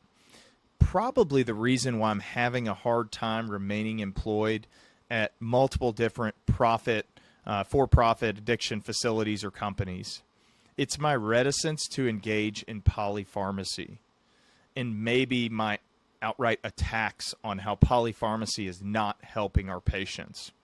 More simply stated, I'm not trying to replace an addiction to illicit substances with an addiction to a bunch of prescribed substances. So at many of these addiction treatment facilities, especially seemingly in my area, patients have many withdrawal-related complaints.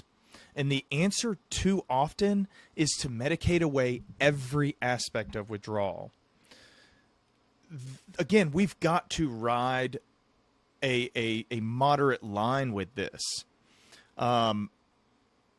This doesn't allow the patient to experience some of the needed discomfort of withdrawal, which should be emphasized as an important part of the healing process.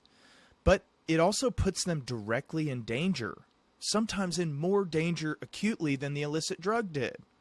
Regularly, patients are met at the door of the treatment facility with a long list of withdrawal medications, paired with any home medications that looks to be a mile long.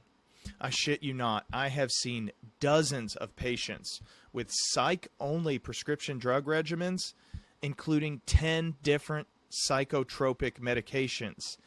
This is not effective treatment. There are all kinds of articles, research, and information about the harms of polypharmacy in general, which are magnified in the population using illicit substances. You can be the best pharmacologist, the best psychopharmacologist in the world, and there's no way you can understand and predict every different drug-drug interaction when you start getting into that many medications. This is an actual medication regimen that I came into one day while working in southern Indiana at a facility that provides addiction treatment, inpatient. I wish I could say this was the exception, but it seemed that 20 to 40% of the patient population was coming in on at least 5 psychiatric medications. Or was by the time they were discharged was on at least 5 psychiatric medications. On admission, there was what I call idiot medicine, idiot addiction medicine, idiot psychiatry, whatever you want to call it, being practiced, where lazy practitioners followed company guidelines or policy when they got an admission call, starting every PRN or as-needed medication without even looking at the characteristics of each individual admission. I'm talking about starting ibuprofen on somebody with kidney failure or not a fully functioning kidney. I'm talking about somebody who's got liver enzymes severely elevated and starting them on Tylenol for pain relief. Just clicking a button instead of looking at the characteristics of each individual admission, including their age and medical comorbidities, whether they're actually taking the medications they say they're taking by looking at a pharmacy fill record, looking at what drugs, illicit drugs they've recently used, and thinking whether or not any of that is still in their system, aka not critically thinking for 1 second about not just the short-term implications, but also the long-term implications of these polypharmacy regimens. One day, I came in to find an older woman coming off of fentanyl, OxyContin pain pills containing fentanyl illicitly, for less than 24 hours, having been given multiple sedative hypnotics, along with multiple other psychotropic drugs. And at the time when I saw her at first, she was confined to a wheelchair. She was unable to participate in an interview with me. Her blood pressures were dropping below 80. She was nodding out. So she actually ended up having to get a little bit extra evaluation. Within a few days of significantly reducing this polypharmacy regimen, she was able to participate in the program. She was able to walk without any sort of ambulatory aid. She was a completely different person. Let's look at one of the reasons why we cannot be so cavalier in treating every symptom a person struggling with addiction and recovery complains of while they're in withdrawal. And by the way, please resist the urge to think that I'm saying no drugs should be used in treating symptoms of withdrawal. I'm just pleading with providers and companies employing them to think about the potential harm they're doing with these protocols and procedures that lead to short-term avoidance of discomfort, and also probably lead to improvement in patient satisfaction scores while they're at the facility. This is not at all a comprehensive list of what are called CYP interactions. This just shows the ones involving psychiatric drugs. CYP is a set of liver enzymes that helps to metabolize drugs and substances. As you can see, there are drugs that inhibit and induce the metabolism of different substrates. If somebody uses fentanyl, which is, as you can see here, metabolized by CYP3A4, and they are also on Paxil, or they are on Prozac, or certain antibiotics, or certain antifungal treatments, relatively common for people seeking help with their addictions. If they have any sort of STD, or I've had multiple patients with fungal infections, that may prevent that person's liver from being able to detoxify the fentanyl, and they may also have damage to their liver coming in already. This can lead to a buildup and a much greater risk of death from respiratory depression. Alternatively, other opiates may build up with co-administration of more commonly known meds, like, again, Prozac, Wellbutrin or bupropion, hydroxyzine or Vistaril, often used to treat acute anxiety, or antivirals like ritonavir in HIV treatment, which again is much more prevalent in this community than the general population. We cannot help somebody in their recovery if we kill them via overtreatment during their withdrawal. Now, not only does this polypharmacy approach carry significant short-term risks, it's also in direct opposition to one of the fundamental psychological problems or root cause of addiction. The focus on relieving or moving away from short-term discomfort at the expense of moving towards things that are important and meaningful to the person in the long term. I try to show this to every patient who's in a position to hear it early in their recovery. You can break down this chart. The bottom is the internal experience. The top is the external experience. Moving to the right is things that the person does behavior-wise moving towards what's important to them. And moving to the left is things behavior-wise the person does moving away from things that are uncomfortable to them. Addiction starts in the bottom left corner. It starts with the mind and that animal brain part of us that makes us experience intrusive thoughts or emotional reactions to things that can be unpleasant or unwanted. We don't have control over making these things go away.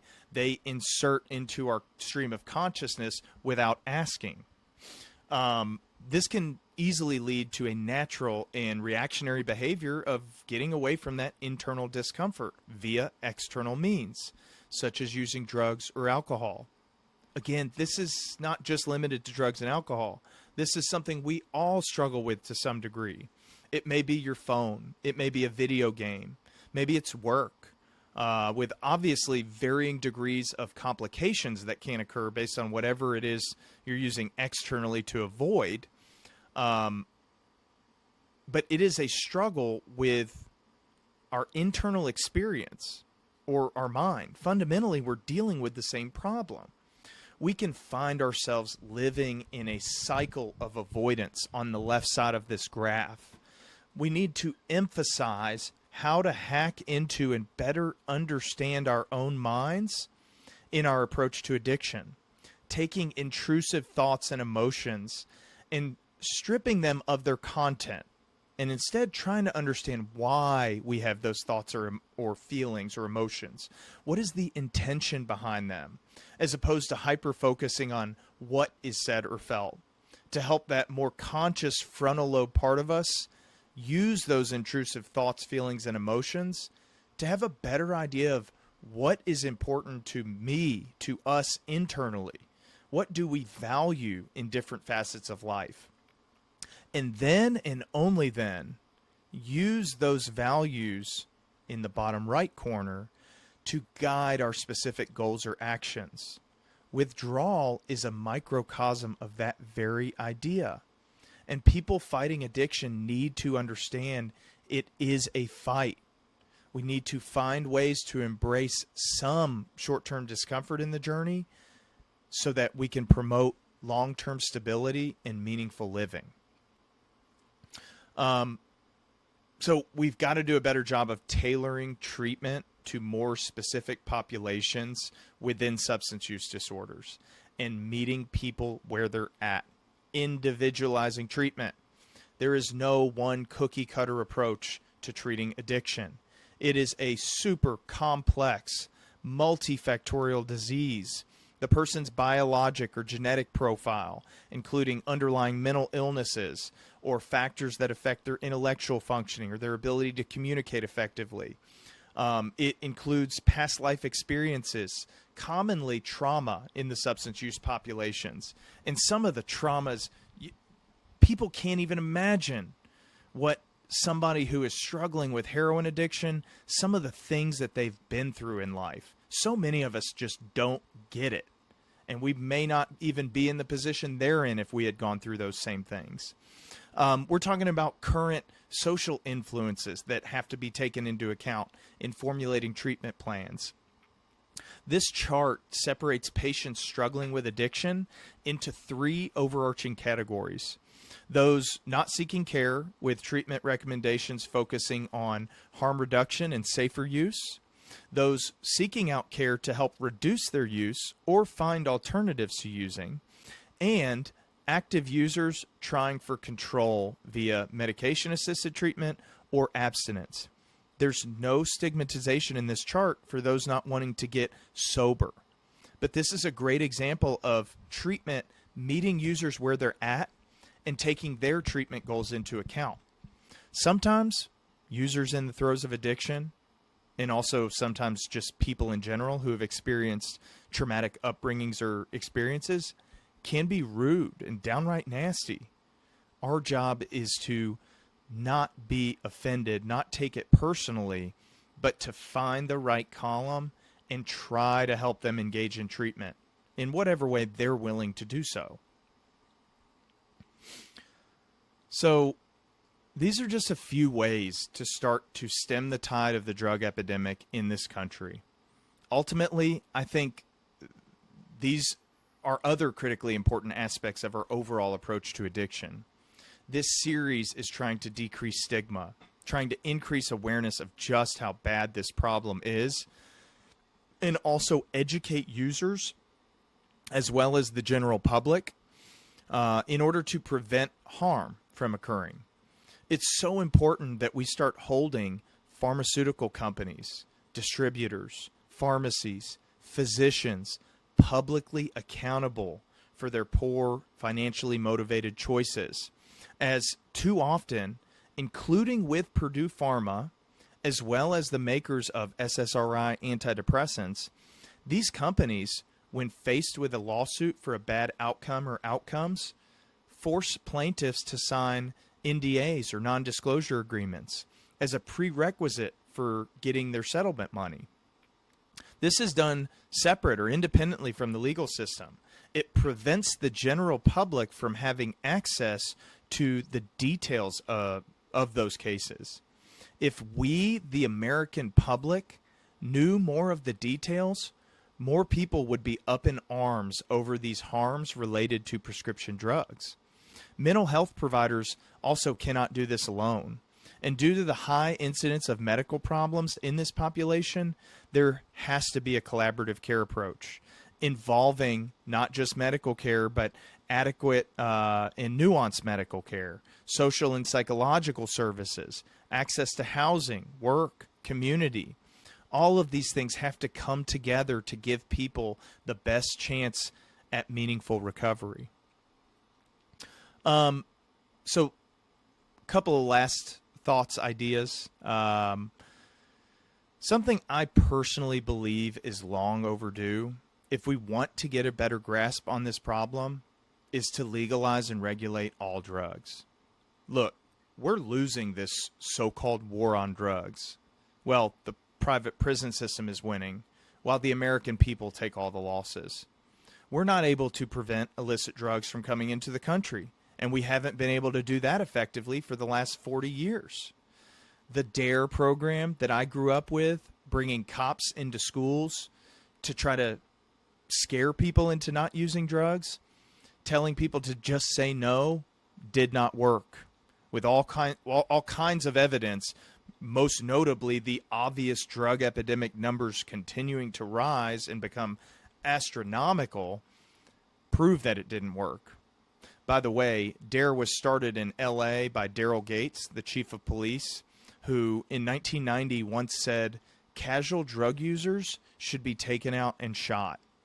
Needless to say, this is not a very humane approach. It reminds me of the abstinence-only approach to sex education. Instead of teaching young people about safe sex, that abstinence-only approach, by the way, also didn't work. So we're not stopping the influx. We're not curbing the desire for people to experiment or escape to or use drugs. So to me, that leaves legalizing and regulating drugs. That way, people can access drugs they are seeking out without the risk of them being contaminated with fentanyl or other non-desired substances. They can be educated about the drug they're using, including its short-term and long-term effects, instead of incarcerated and demonized for daring to go against the abstinent-only approach. As you can see with Portugal, which decriminalized all drugs in 2001, their number of overdose deaths, new HIV diagnoses, and people incarcerated for drug-related offenses have all dropped drastically between 1999 and 2017. Portugal is now joined by Czechia, the Netherlands, and Switzerland among a handful of countries that have decriminalized drug use and possession for personal use and heavily invested in harm reduction programs. And these countries are having consistently good results. Now, what I will say, again, appreciating the nuance, marijuana provides a little bit of a cautionary tale about legalization. So many of our drugs, licit and illicit, are adulterated, which is a process that specifically means reducing purity.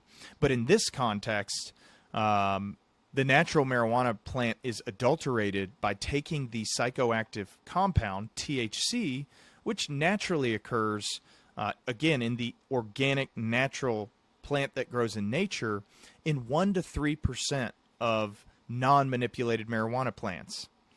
And using that psychoactive vegetative part of the same plant, but cultivating excessive and unnatural amounts, taking out that 1 to 3% and cloning it to create what we see in our medicinal and recreational marijuana today, THC concentrations of 15 to 100%.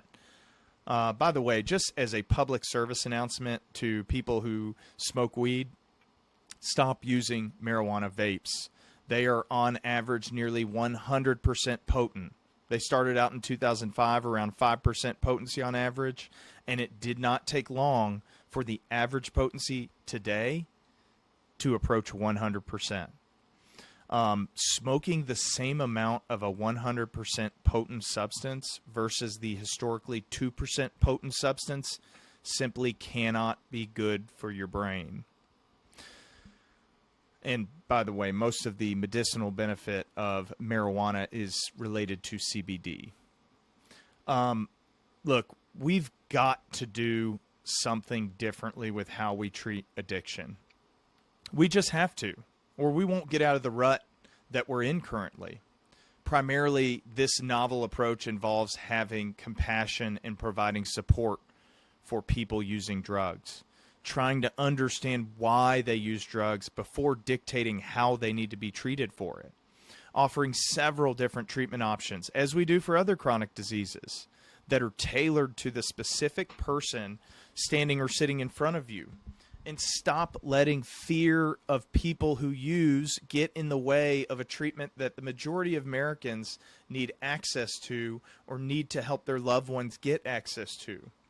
Hopefully, this series has been eye-opening and viewers or listeners take away a better understanding of the overall impact and need for change in addressing the drug epidemic. If not, we may see numbers and afflicted persons continue to rise well above the already crazy numbers we see now, with over 100,000 people dying in a matter of minutes from overdoses every year, and millions more suffering from long-term complications such as HIV, hepatitis C, endocarditis, other infections, sexually transmitted diseases, depression and suicide, psychosis and other worsening mental health problems, lung failure, liver failure, kidney failure, heart failure, vascular complications, high blood pressure, stroke, headaches, loss of productivity and meaningful living, child abuse and neglect, neonatal abstinence syndrome, users being separated from their kids, sometimes solely because they failed a drug test, kids not having appropriate role models to look up to and raise them into adulthood, overcrowded jails and hospitals, domestic violence and murder, violent crimes. The list goes on and on and on. It's sad, but we've got to maintain hope that we can dig ourselves out of this hole by doing things differently. Part of that hope is changing the way that we approach it. I hope that you've enjoyed. I thank you for watching and listening to me rant on America's current and ongoing #1 public health crisis. The last few slides are an incomplete list of source material for these Overdosed PowerPoint presentations. I started to give presentations on this nearly 10 years ago, and my understanding, and hence the PowerPoints, have been updated multiple times since then. I have several other sources embedded in my internet browser. And if you're interested in having direct access to all of the data I'm referencing here, please reach out directly via Renegade Psych at gmail.com or via the comments section on YouTube if you have other questions, comments, concerns, suggestions. Thanks again for listening. Like this video, like this series of videos, subscribe, all those things that will help to spread the word and promote the message. Thanks. Thanks again for watching and or listening. If you're passionate about the subjects that I discuss on the channel, do me a favor and like, comment, subscribe, do whatever you can to make your voice heard, that these are problems that must be addressed in our society. If you have any questions, comments, or concerns, I want to hear them. Feel free to reach out on social media or email us at renegadepsych@gmail.com. And if you'd like to be a guest of the show, or you have a connection to somebody that you think would be a good guest, let us know. Thanks again for listening.